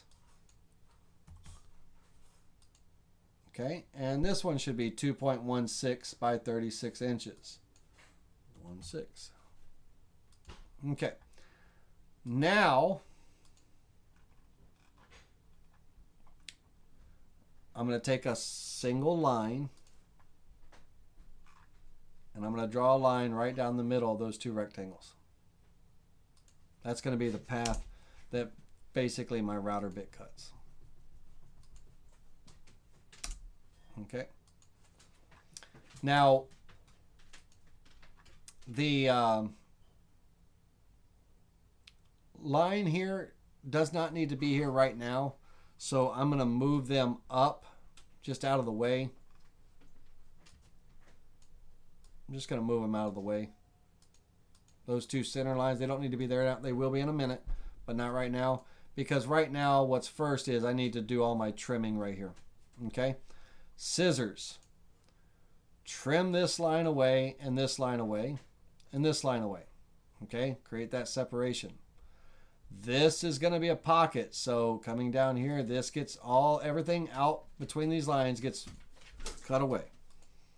Use your scissors, trim it away slowly. We're going to do it slowly this time. All right, now this is going to be a pocket. That means this straight line here gets cut. Okay, this is going to be a pocket, so that straight line right here gets cut, and then come down here and trim away those lines. Okay, so everything now, this is closed off exactly like it should be. Didn't lose any vectors that time. On this side, same thing. Let's trim away these lines and everything in between the rectangles. Okay. Or everything between, yeah, the rectangles. They're called rectangles. Okay, starting on this side. This pocket is the sky, it gets cut away, so this line gets trimmed. This line gets trimmed, and even that little guy right there gets trimmed away. All right, down here, let's trim away our lines. Beautiful.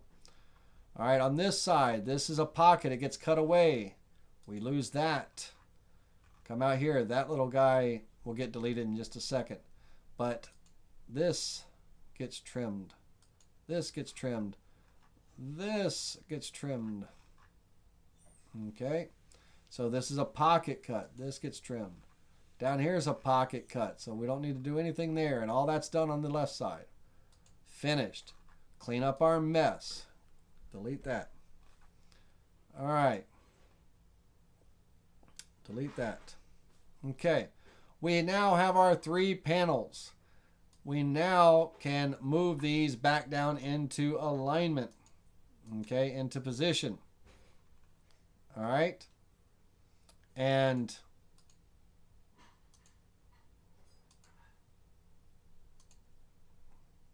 all right, that's where our bit's going to cut. So if I take a line tool,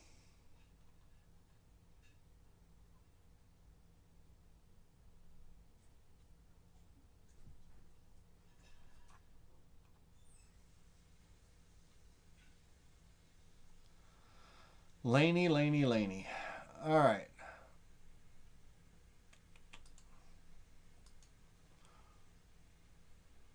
That's the cut I want. All right. Bear with me, folks. Got to change my outer frame a little bit. I'm going to offset this rectangle that I just drew outward.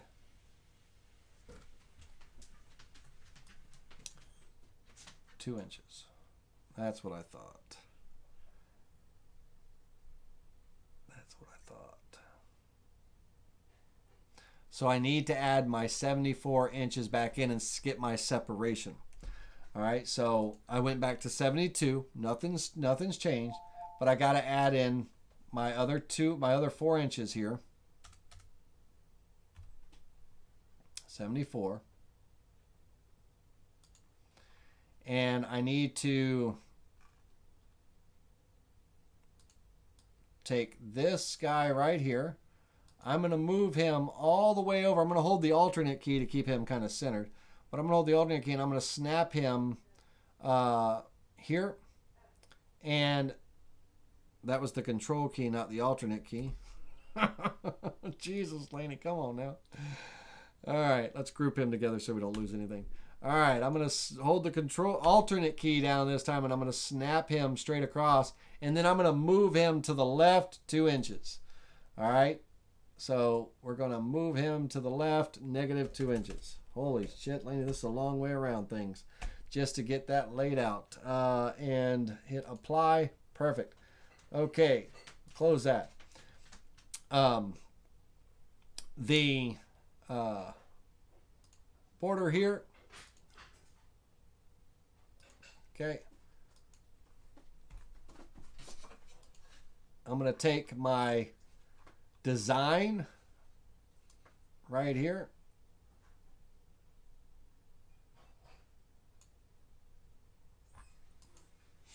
I'm going to offset that outward 2 inches to create my frame. Perfect. Okay. Frame number 1. Lord have mercy. All right. Over here. Let's take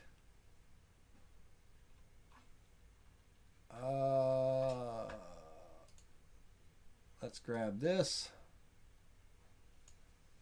Offset that outward 2 inches. Frame number 2. I'm going to get rid of that line. It's going to throw everybody off. Frame number 2. Set that aside. Draw another rectangle. Holy cow, everybody's sitting there going, whoa, Laney, you lost us a while ago. Close that. Offset that outward 2 inches. Frame number 3. Get rid of that line. We don't want that line anymore.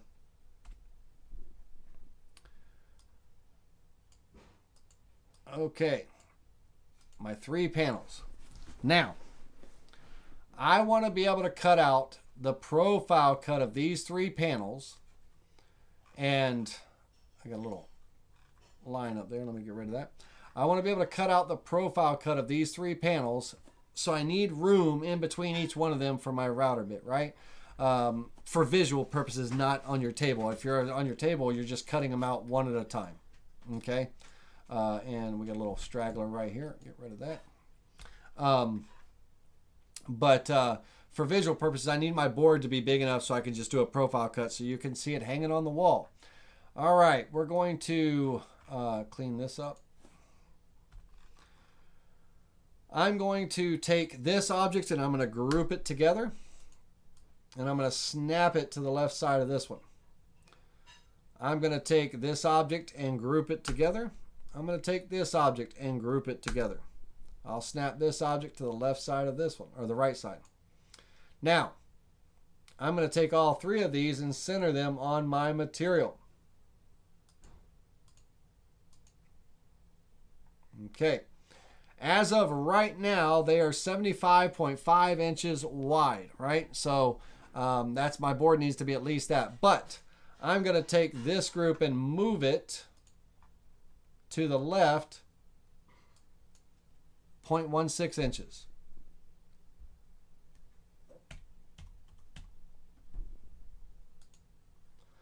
I'm going to take this one, this group here, and move it to the right 0.16 inches. That's the space where my router bit's going to be cutting in between there. I'm going to select all of this, and I need to be 0.76 inches wide. 0.76.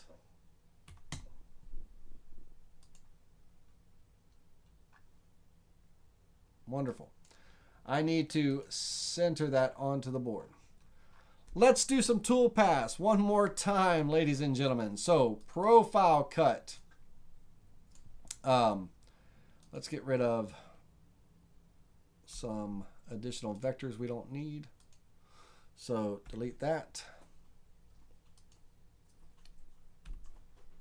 Delete that.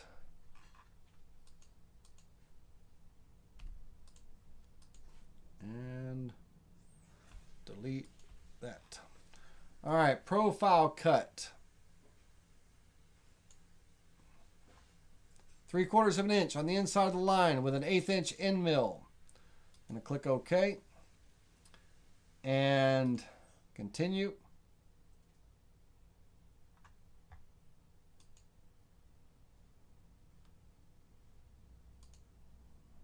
Let's make sure.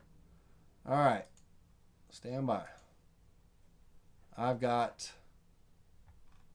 a line that's got to go away right there. Okay, any other lines need to go away, guys and girls?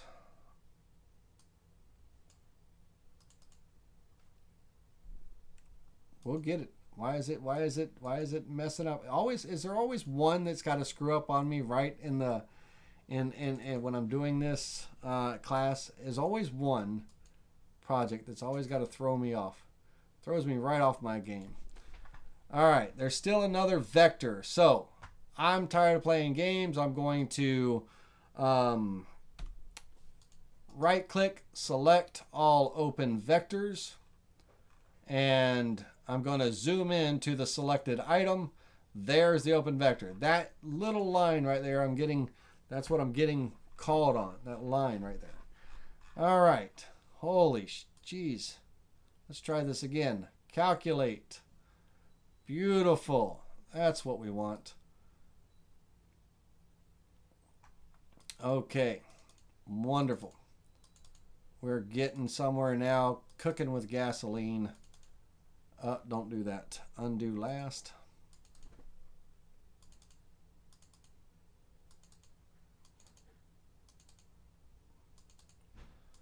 Okay.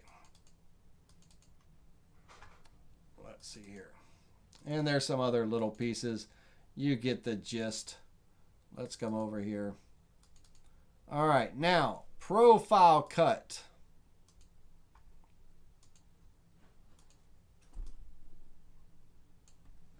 On the outside of the line, cutting 3/4 of an inch with my 1/8 inch end mill. Calculate. Preview the visible toolpath.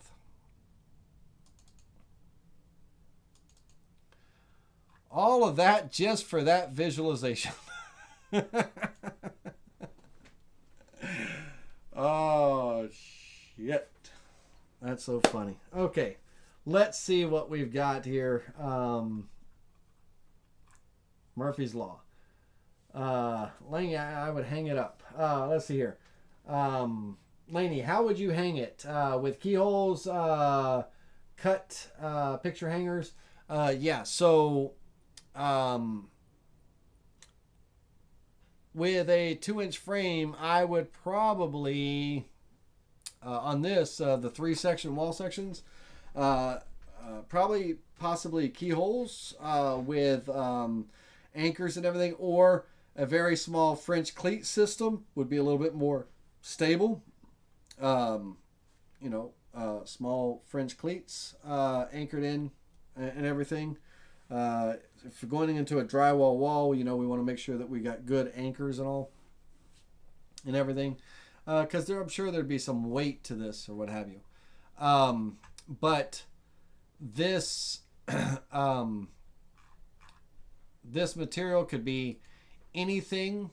It could be painted. It could be, color matched to the house. It could be whatever the case may be. It could be maple. It could be cherry. It could be walnut, and everything. And hanging it, I'd probably, since I have 2-inch frames and everything, me personally, I'd probably do a small French cleat system.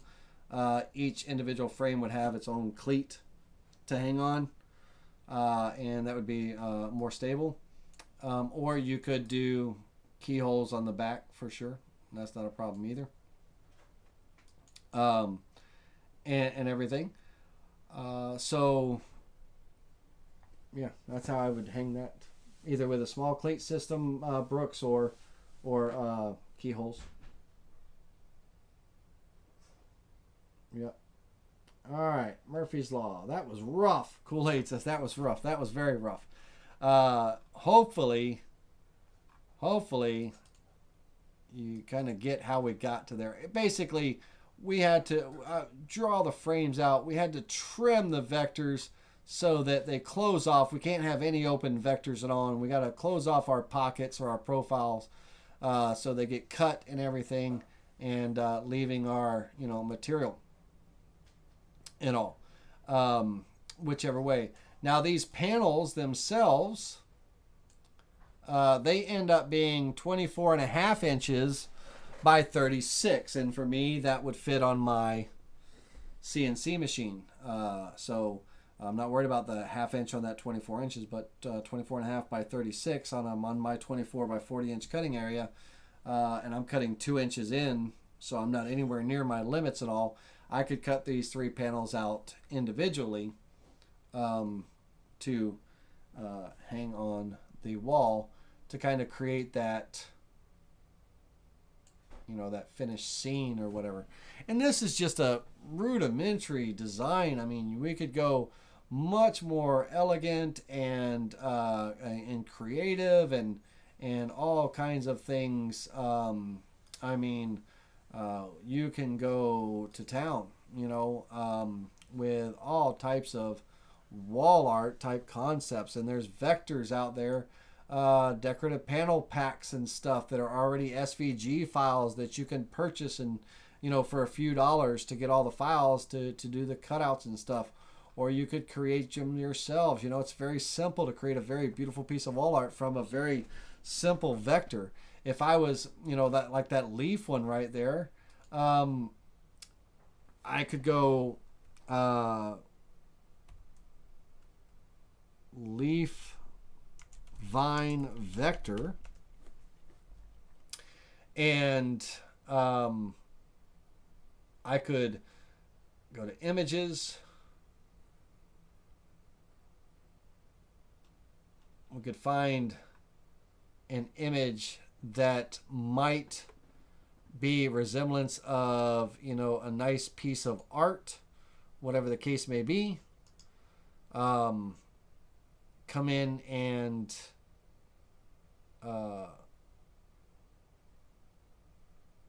save it.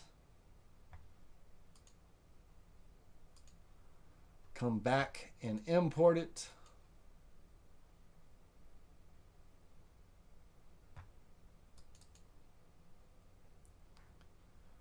Get rid of these panels.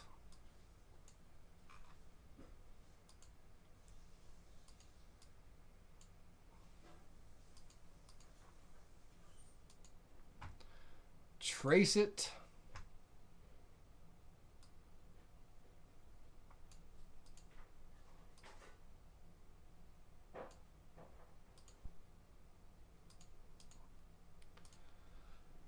Size it up once it's a vector. In this case, I'm just going to make one frame. So I'm going to go 24 by 36, 24.5 by 36.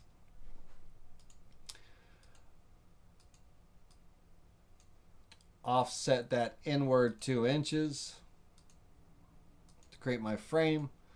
Take my image and we'll get it centered in there somehow or another. Let's select that and this and center it in there. And then I'm going to eliminate, let's ungroup the vectors. I'm going to eliminate a lot of stuff that I don't want, close off some things, but these areas are going to get cut out. The grapes are going to be hanging. The leaves are going to be all that's left and everything. All this inside stuff I don't necessarily need.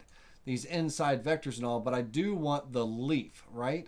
So I'm going to go into very quickly into node editing, and I'm going to cut the vector here on this outside leaf, and I'm going to come all the way over to the other side here, and I'm going to cut the vector here, and I'm going to then take those vectors, and I'll just use a curve tool, and I'm going to just kind of curve that together, space bar, and I'm going to get rid of everything else that's in the middle. Just delete that. Okay, let me close this off one more time. I'll use this tool, close with a smooth curve there. So that leaf is there. This shape here, I need it to connect to that leaf. I can't have the leaf just floating in there. It'll fall out when it gets cut out, right? So I'm going to go into node editing. I'm going to take this shape and kind of just drag it up in there and take the scissors and trim those two objects together, right, to create that one path right there. I'm going to go in and delete on these other leaves anything that's, I don't want, any detail that doesn't belong. Oops. And everything. And in this case, same thing. I'm going to go into node editing.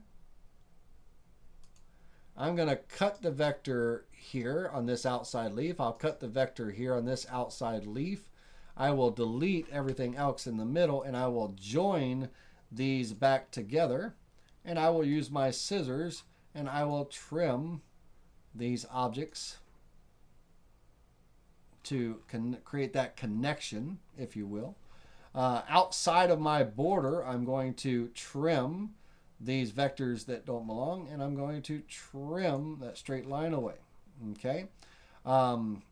Inside of my grapes, these lines and vines and everything, they got to have some kind of profile. I can't have, this will just fall out. It'll just go away, right? It's got to be connected in some fashion. So I'm going to select those vectors, and I'm going to offset them outward 1/8 of an inch.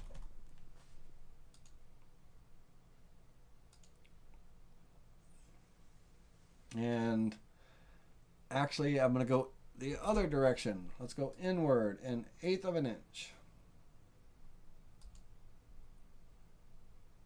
Okay. And that creates kind of this, scenario here.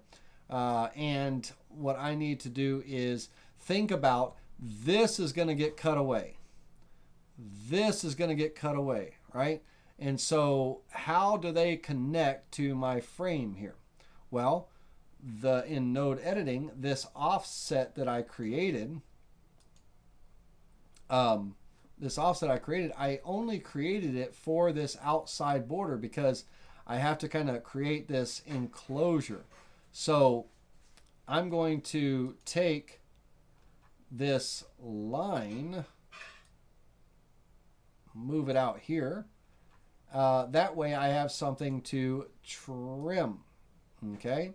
And I can trim that away to create that closed vector. All right. Down here, I don't need this line. Oops. Can't do that yet until I do the right side. So undo that little delete I just did. Undo.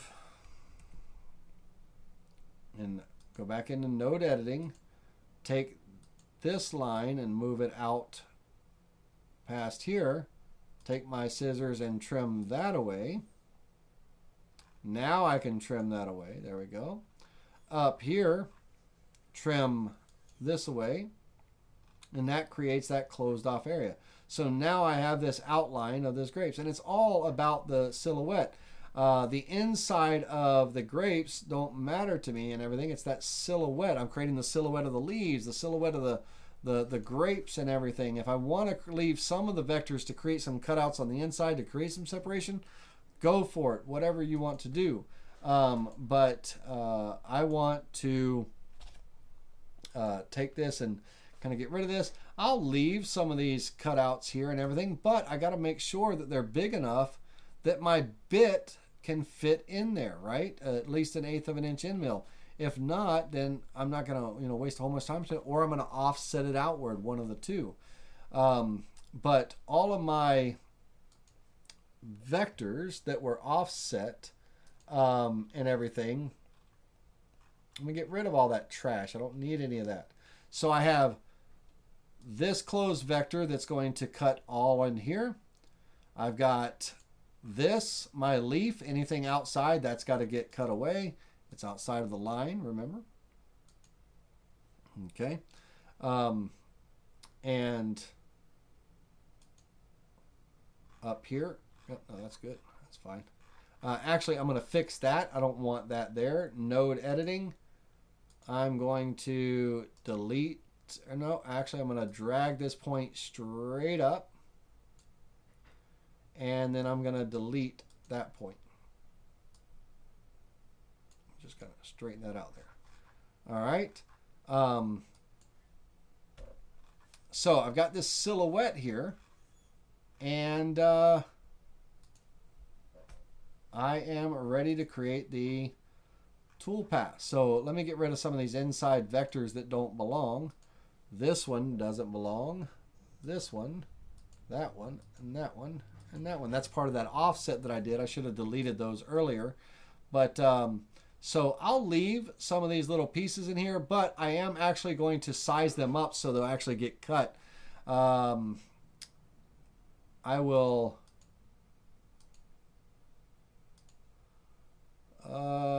size them up. I'll offset them outward.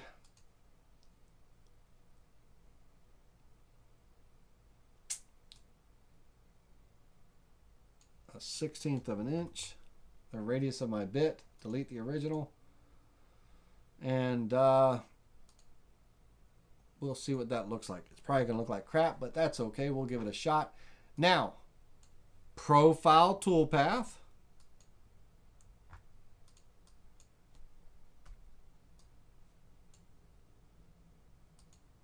Super simple profile toolpath. Cutting on the inside of the line with my 1/8 inch end mill. Preview that cut.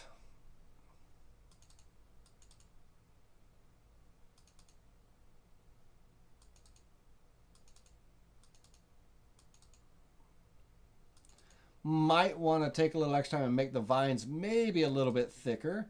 Let's do our final profile cut. On the outside of the line this time.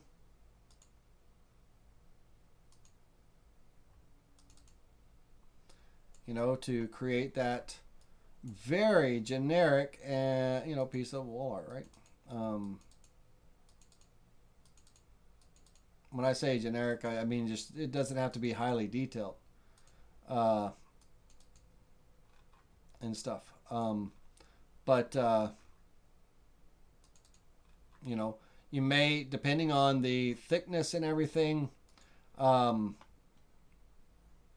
the vine thickness might do an offset on those and, make the vines a little bit thicker so that it's rigid, a little bit more rigid and all. But wall art, right? Very simple. Now, who gardens with scissors? Now, unfortunately, we're at 9:38 because I wasted so much time on that other project and all. I didn't get really a chance to talk about the parametric wavelengths and everything, but I do want to kind of give an open concept, and maybe next week we can actually do a full parametric design by itself. Okay. We've talked about silhouettes. We've talked about, wall art and panels and everything to create unique pieces and what have you. Well, we're going to now take a quick moment and we're going to talk about a parametric design. Very few minutes. We don't have a whole lot of time on it, but I do want to at least highlight it and maybe open the window for next week where we actually do a full project on it. In this case, this is going to be an Aspire. From this point on, it's an Aspire project. So if you have Aspire and you got to leave and all that stuff, I can understand. Has Lainey lost some hair? Is it my imagination? No, my hair's pretty good. It need a haircut. It's overgrown. It's got to be shaved again. But I lost some hair pulling it out on that particular project. Yes, for sure. No, Blue Knight. There's nothing going on with the shop. Please stop asking me about it because it already drives me insane that nothing's moving forward, and I'm just getting reminded of it each week. But no, unfortunately, nothing. Finances are they're getting allocated to other things. I'm in the hole. I laugh at myself sometime, and I think to myself, you've got 124,000 subscribers between my two channels. And if each one of those subscribers donated $1 to me, I'd have $124,000. Then I could probably, get people to move on my shop or something or whatever. But it's funny. It's funny the way you look at little things like that, Be like, we need that soft music in the background. In the arms of an angel. For $1 a day, you could help Lainey build a shop. $1 a person, not a day, a person. Okay, just messing around. No, Blue Knight, nothing's moving forward with with that, and I'm running out of money. It's life. It's going. The still people, they're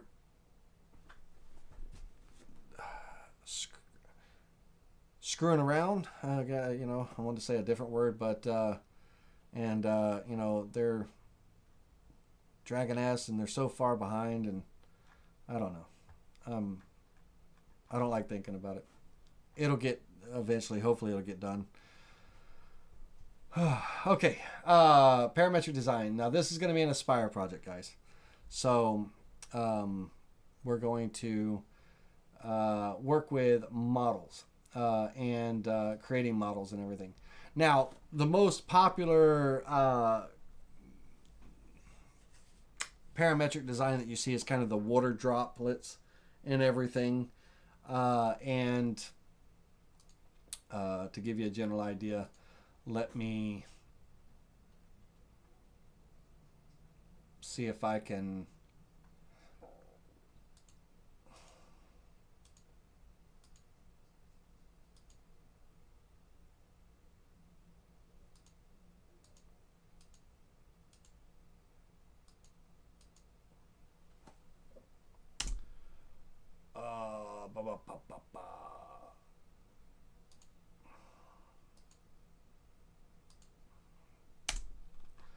All right, so I'm going to just take this vector as an example, and let me join it together as one, and I'm going to throw it out here somewhere. And in Aspire, I'm going to use, in the modeling tools, I'm going to use the create spinning turn and spin tool, the turn and spin tool. Basically, it spins off the left side of an object, and it spins around the the left point. So I am going to, let me see if I can get this to work. Turn and spin and apply. Okay. I need it to take up and cover the whole board. Give me just a second.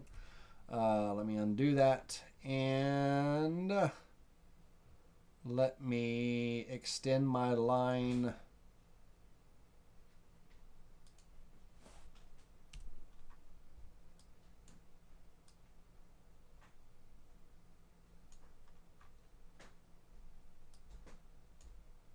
Out further. All right, one more time. Let's go ahead and apply that. There we go. And what I'm looking for is that when it creates the model, it creates that kind of ripple, but it also fills in the rest of my panel here. Okay. Once that shape is created, then I'm going to go ahead and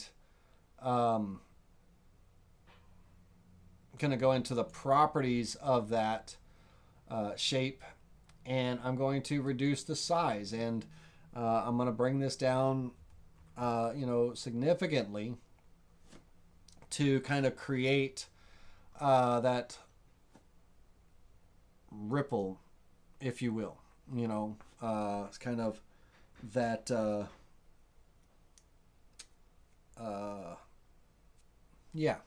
that thing, the ripple, the wave effect, if you want. Now the position of this and everything, when this was created and all, part of my model is kind of hidden under the surface and everything.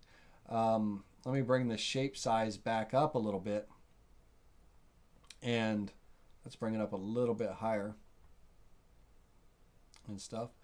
And you can see, that my shape kind of goes below my surface, kind of that smooth effect and all that stuff. And you can create all kinds of different shapes and stuff. But what I'm going to do now is I'm going to, now that I've kind of created that shape and stuff, I'm going to make sure that bear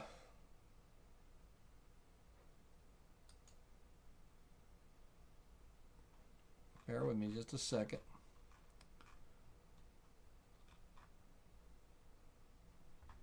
I'm going to take and cut out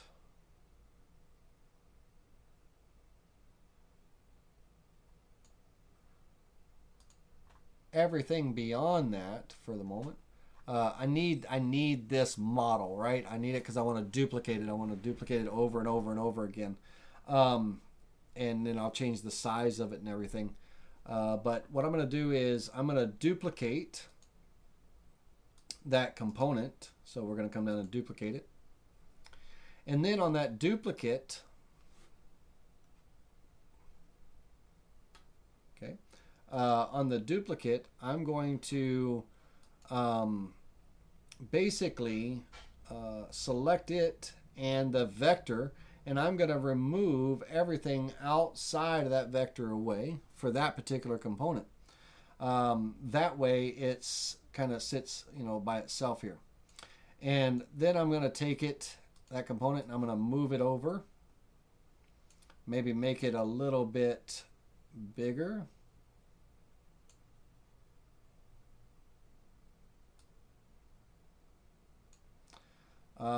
Let's take, and I'm going to hold the control key down, and we'll drag another one right here and make it a little bit smaller.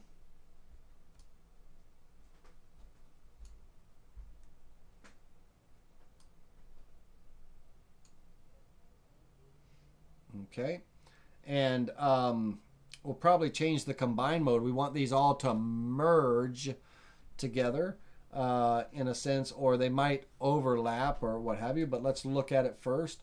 And basically think of, in this particular scenario, we don't want it looking like that. We want them to kind of merge and flow with one another and everything. So if I take this component, I want to combine that mode, and I want to merge it so they pretty much kind of blend in with one another, right? And on this component here, let's merge that one also. All right, and you're kind of thinking of when you like droplets and everything, and it's just creating those little rings that are going out, right? And everything, and also you're kind of creating that, that shape, what have you. Now, on a parametric wall art, you have individual slats. So let me draw my slats here. I'm going to draw them. They're going to be 36 inches tall, and they're going to be, in my case, I'll go plywood, right? So 0.71875, so a 3/4 inch piece of plywood. All right. Now, we have not only our pieces, but we also have the space in between the pieces that we have to account for as well. So let's say that I want my spacing to be every 3/4 or every 1 inch, or what, whatever you want. And all. So we have our, and I'll represent this by a smaller piece. And let's separate that here. And then we would have our next part and our spacer, and then our, bear with me a second,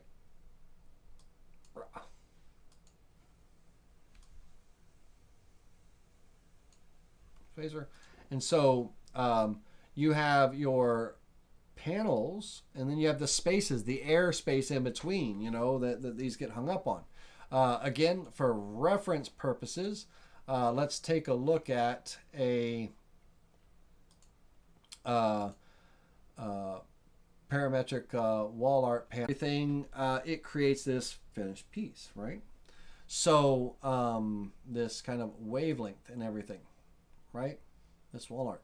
And these pieces, they sell for hundreds to thousands of dollars, right? These wall art pieces. It's a hell of a moneymaker. But again, they also cost money too. A sheet of plywood costs money, right? But anyway, so we have our parts, and then we have our spaces, right? So in this case, I'm going to create a guideline here.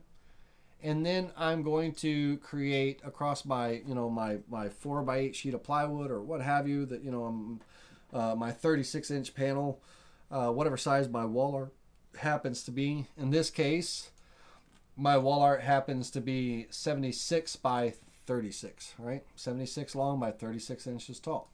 So on my guidelines here, I'm going to create relative guides, and I'm going to go you can go an inch apart. It don't have to be exact number, right? It doesn't have to be the same thickness as the the board that you're using and all. I could go 3/4 of an inch apart, or 5 or 7/8 or 5/8 or ½ inch or quarter, whatever that whatever you want. I can tell you, the further apart you are, the less visual that it is. The slightly closer together you are, the more it flows and everything. So in my case, I'm going to go 5/8 of an inch, 0.625. And so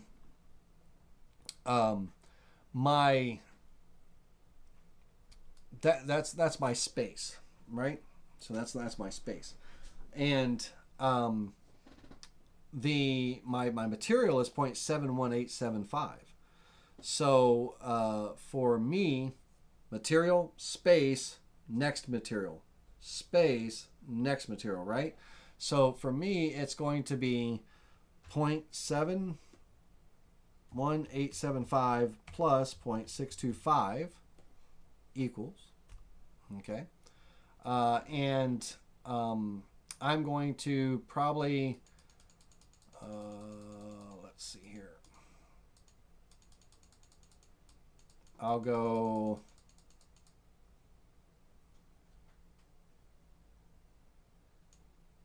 70 guidelines, and I overshot by quite a few. So we'll delete the ones that we don't need. Overshot by a few. But what these guidelines represent to me is the left edge of each piece. Okay, the left edge of each piece. And all right, and so I'll have my part and then a space, and then my next part and a space, and my next part and a space. So these lines are that left edge of that piece. And so coming to here, that left edge of that piece, that finishes off. So this guideline is not needed, right? And when I have in my model and everything, and I can change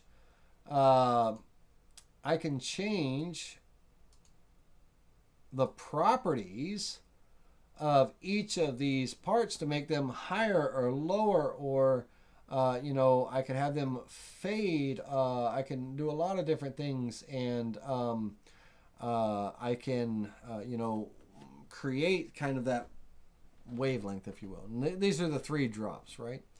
Or I could, you know, create my own design. And if you watch the videos, they use a program called Grasshopper 3D, or Rhino, or what have you.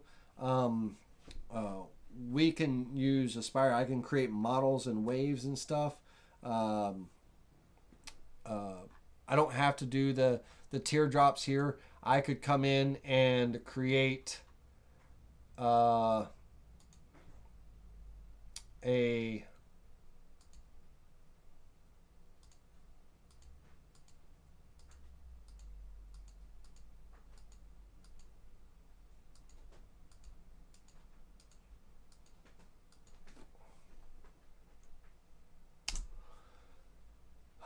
let's see here. Take that, size it down.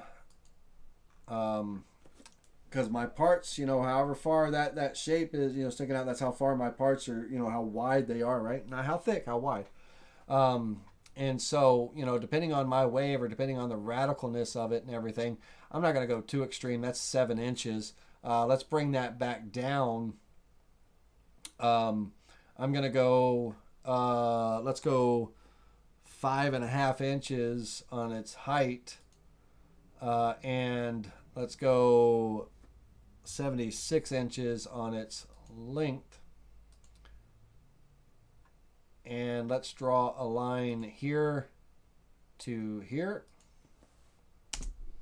On this end, let's draw a line from here to here. And let's do a 2-rail sweep. So select this line, select this line, and that's my drive rails. Select the profile, and that's my selection, and sweep that across my part, and you know, kind of create, you know, whatever pattern I might, you know, want to create. Now I'm gonna make the size a little bit more subtle. So on that shape, I'm gonna move it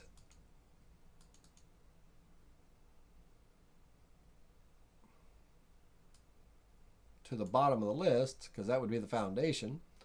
And I'm going to take that shape height that I had at 5 inches, and we're gonna let's settle it down a little bit. I'll go 2.5.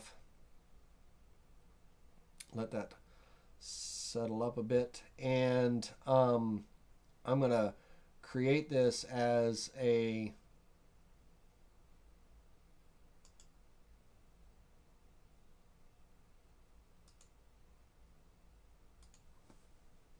give me just a second to get this.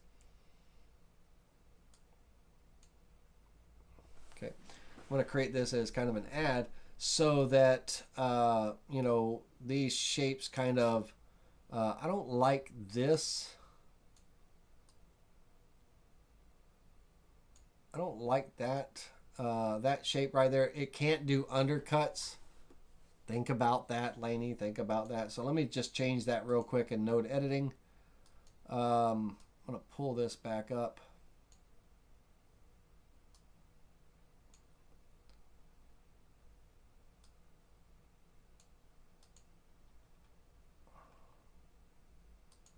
Can't do undercuts.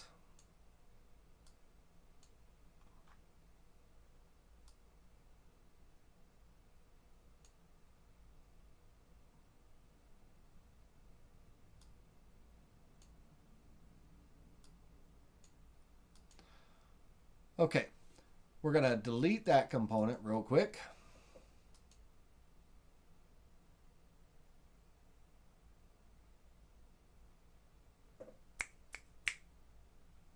Come on.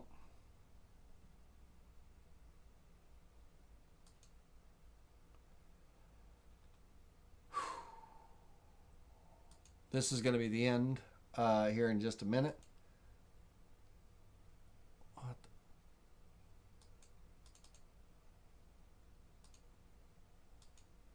There we go. Delete that component. I'm going to re-sweep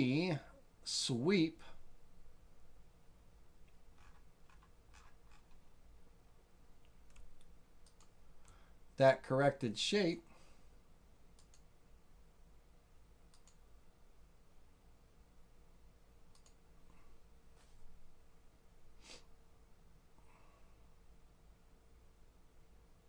Okay. I'm going to bring that shape back down to size.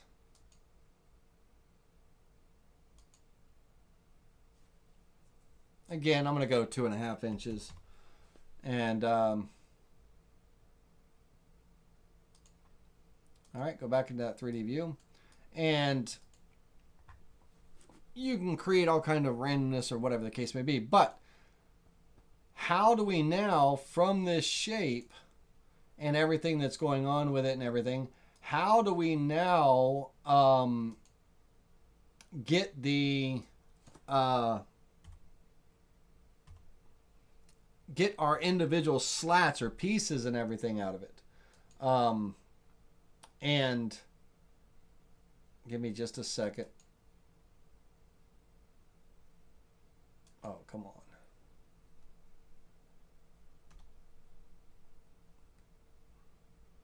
Needed to be a decimal there. There we go. All right. How do we get our individual shapes now? Well, our guidelines that we kind of created help us with that, because we're going to, if we use our measure tool and we go down to model cross section, probably haven't used that one in a long time, right? Our model cross section here, we can draw a line and get that cross section, and it's a little bit tedious and all, but we have to do kind of each one, and it will start to form the vectors. So we literally, I'm going up here and I'm going down past the model to here, and it's creating kind of that shape, right? And so we're doing that on each one of these lines. Don't skip any. From there to there. And oops, I did skip one. Escape key. From there to there. Don't worry about these overhangs. We trim them later and everything. From here down to there. And we keep going. Okay. And oops. We'll come over here and do one over here just so you can see the shapes and everything. Okay, now what happens, and now you can kind of see those shapes and stuff and all over here. It's, you know, pretty well somewhat kind of flat. You know, it's just one's wider than the other, so they're thicker than the other. So I'm going to bring over, let's turn off the guidelines for a minute. I'm going to bring over a couple of the vectors. So we'll bring over this one. We'll bring over this one. We'll bring over this one. And we would come in here, and in node editing, we're going to remove this span on the top and the bottom, that little overhang. And then we're going to close that vector with a straight line. So we would come over to our join tool and join with a straight line to close it off. We would rinse and repeat, remove the little overhangs. So delete the span at the bottom and the top. You can, by the way, you can hit the, if you just put your mouse over the line, you can hit the D key on the keyboard and then close with a straight line. Same thing here. Remove the vector on the bottom and the top. I'm just hitting the D key and then join and close with a straight line.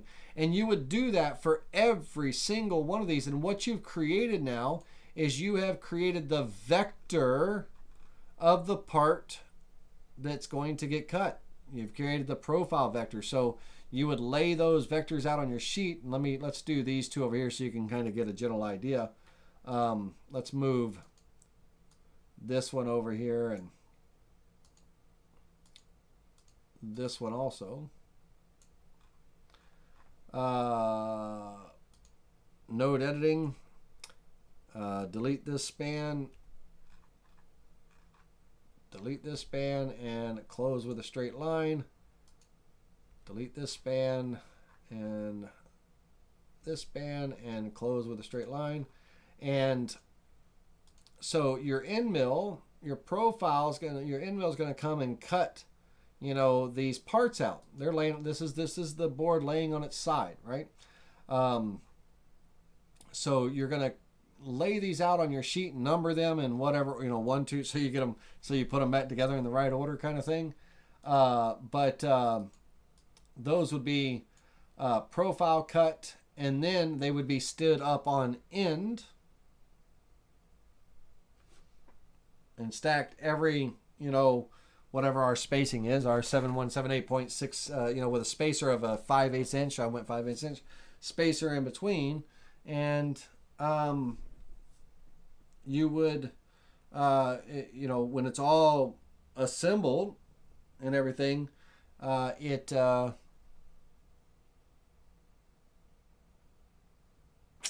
it creates that wall art, right?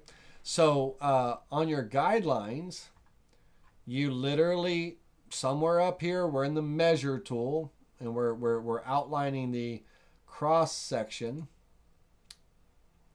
model cross section, okay?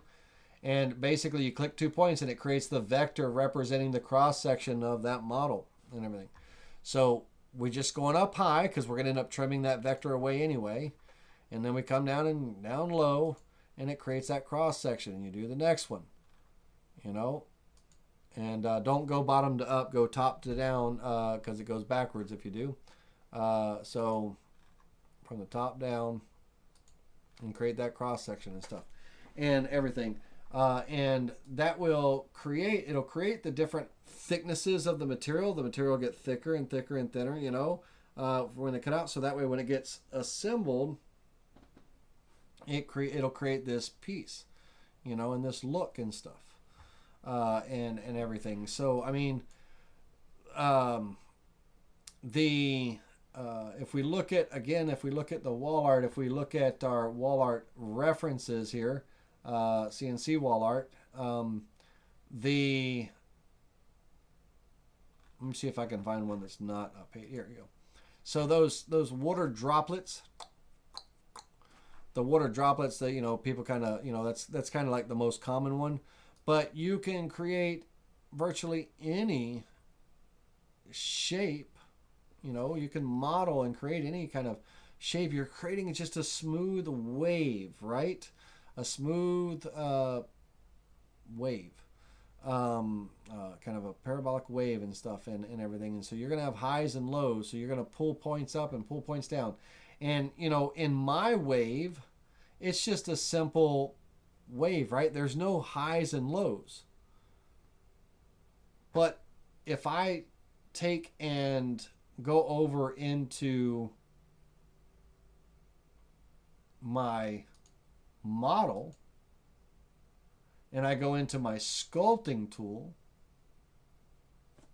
and everything, in my sculpting tool, I can, you know, come in and I can make adjustments. I can drag material, you know, and smear things and stuff to create those randomness patterns and stuff and everything in there. You know, in my parabolic wave and stuff or what have you. Whatever it might be, you know, I can, you know, create that randomness and stuff so that in that big high spot I wouldn't do. But, you know, I can create, you know, and I can get rid of the, you know, if I want to get rid of the circles and just create the wall art of, you know, that part, right, when it gets cut. So I can get creative with it and stuff like that. Now, of course, that little peak right there probably wouldn't have that, right? Bring that down some. But, you know, I've created my initial ripple, and then I came in and kind of smeared it out, basically, you know. And, you know, to create those random, you know, shapes and patterns, you know. And then you figure out what your spacing is going to be. And you can create all kinds of neat designs from simplistic. And again, it could be solid wood or plywood. It could be a 1/2 inch thick, 1/4 inch thick, 3/4 of an inch thick, whatever, you know, thickness material. And in this case, in this one, like if you were doing this with this piece, it's 1, 2, 3, 4, 5, 6, 7, 8, 9, 10, 11, 12, 13. I don't know, probably say 60 boards here, you know, however many. And, you know, when you create that cross section, you're cutting them out and then you're turning them up on their end and everything. Now, these boards are hung on the wall with furring strips, if you will, and on the back of the vectors, okay, so there would be, it would look something like this. There would be 2 furring strips on the wall, spaced a certain distance apart, and then your individual pieces would be hung, you know, and they'd all be the same size, of course. I can't just, they'd be hung in space, you know, on those 2 pieces. So on the back of your vectors, depending on how wide your strips are, let's say that I have a strip that's, you know, 1.5 inches or whatever, you know, furring strip, 2-inch furring strip, or whatever the case may be.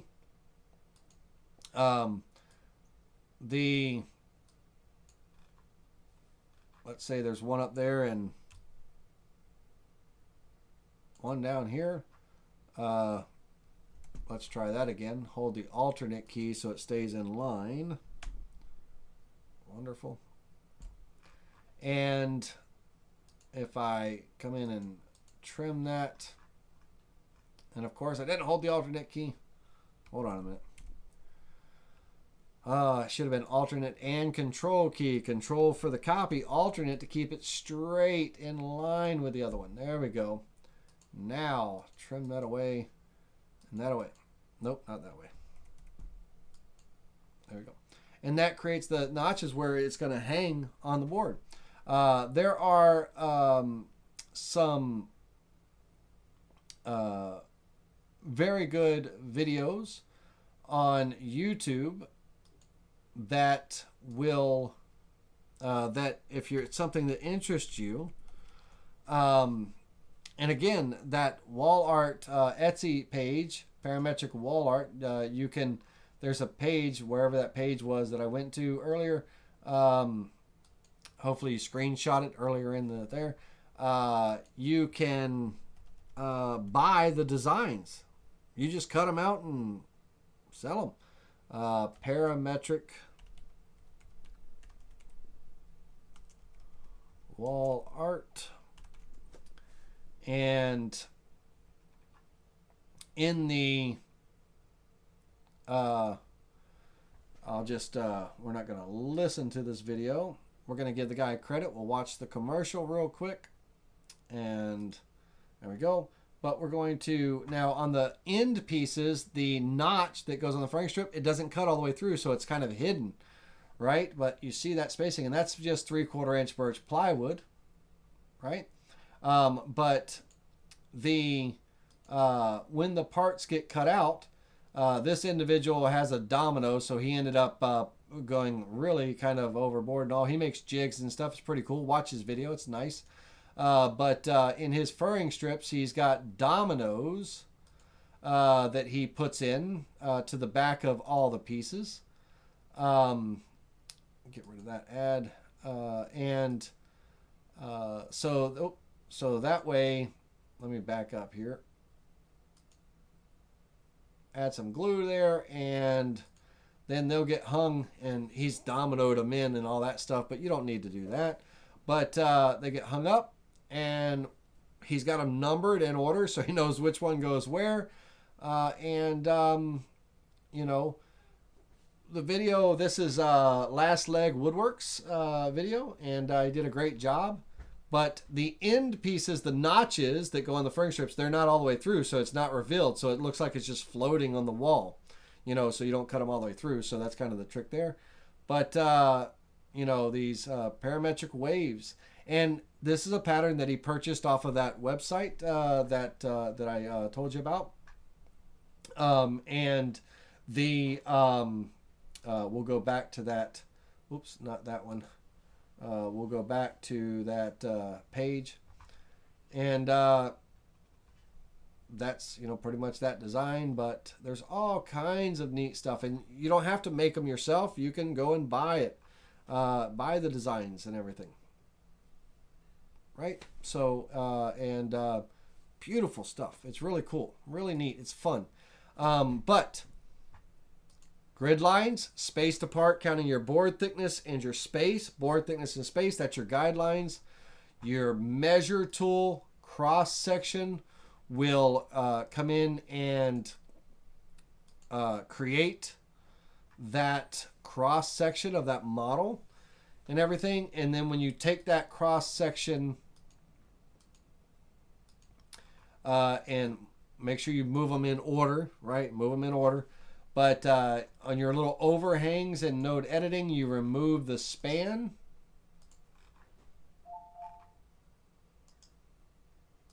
And then you close it off on the back end with a straight line. And that becomes your piece, right? That becomes the part that gets cut out. On your flat sheet of material, you lay out all these vectors, cut them out all the way through, and then turn them up on their side and hang them on the wall. But before you go and cut them out, draw your notches in there. Make sure you get your measurements. So lay these all out. So if I had, for instance, if all of these were my my design, right, I would lay them all out in a row. I would draw in my furring strips, you know, whatever thickness and whatever length they are and whatever position they're going to be in. I would draw my furring strips, and that's going to show me where my notches need to be, right? So I would come in, and let's say that I'm going to go on the notch, I'm going to go 3/8 of an inch. So I'm going to draw a rectangle that is a 1/2 inch by whatever size my furring strip is. So I'll go 0.5 and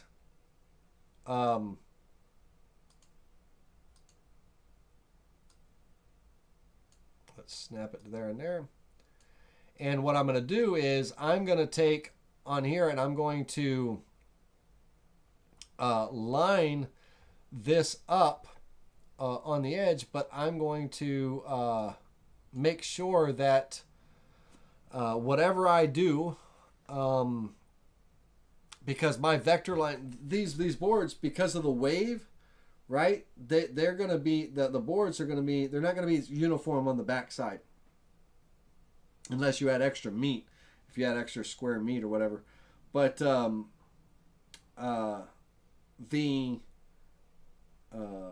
order to, and how you do that is you add thickness to your model. But we'll do this we'll do a full project of this next week. Your vectors are going to vary on the back side. So what you want to make sure of is where your notches are. I know that I'm 3/8 of an inch. That's how much I want to. That's how thick my furring strip is. Let's just say that. That's how thick my furring strip is and everything. So I want to make sure that, you know, my 3/8 inches is right on the line somewhere. Even though it's past the line here, that's because that board is going to be leaning kind of slightly in. So I will end up, you know, trimming that vector to create that notch, if you will. You know, on that board, right?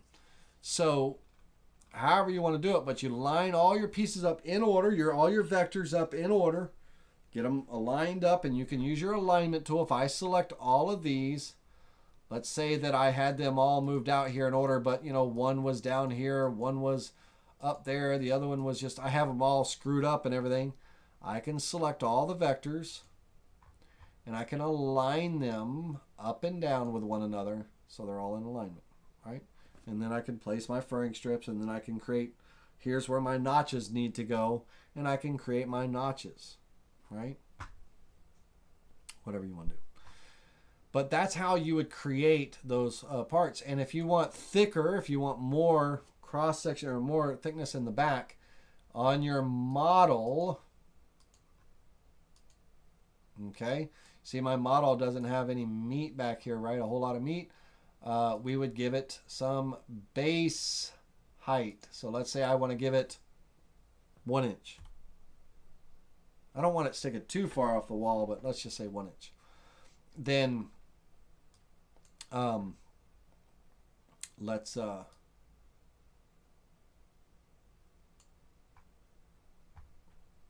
in here and bear with me just a second.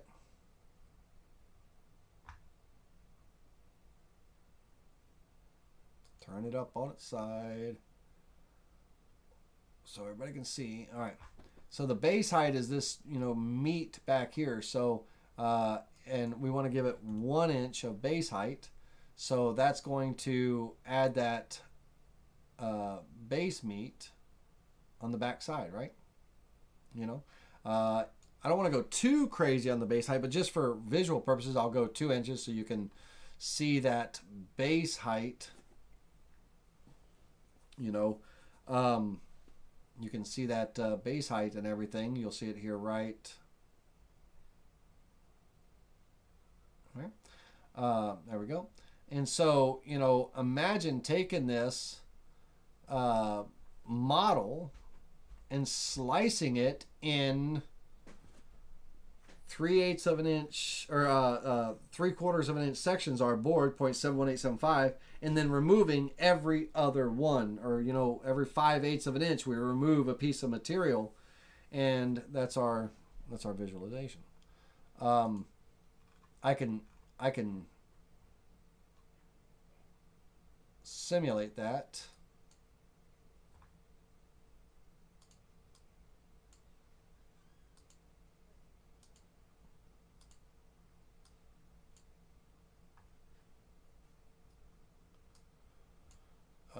Give me a second.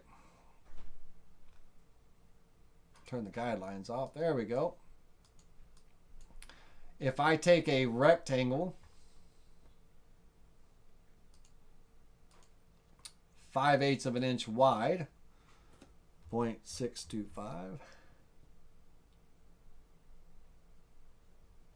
and 36 inches tall. Okay, that's that. And I'm going to move that rectangle here. Okay, right up against this edge.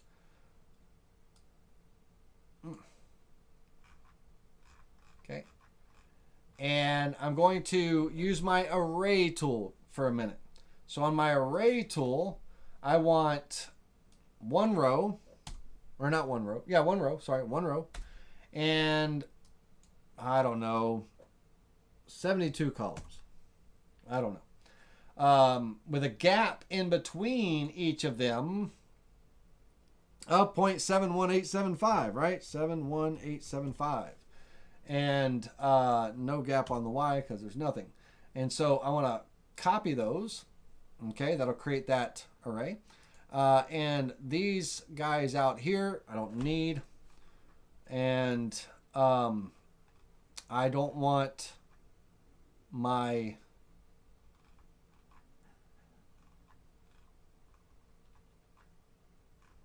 and pick a number that it divides evenly. Don't do like me. But on here, I'm going to shift all of these over, move. I'm going to shift them all over by one board, 0.71875. Not my Model 2. Come on now, you know better than that. Let me turn off the model. All right. 0.71875.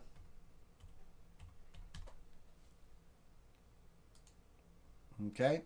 And I'm going to come over here and I'm going to get rid of this one.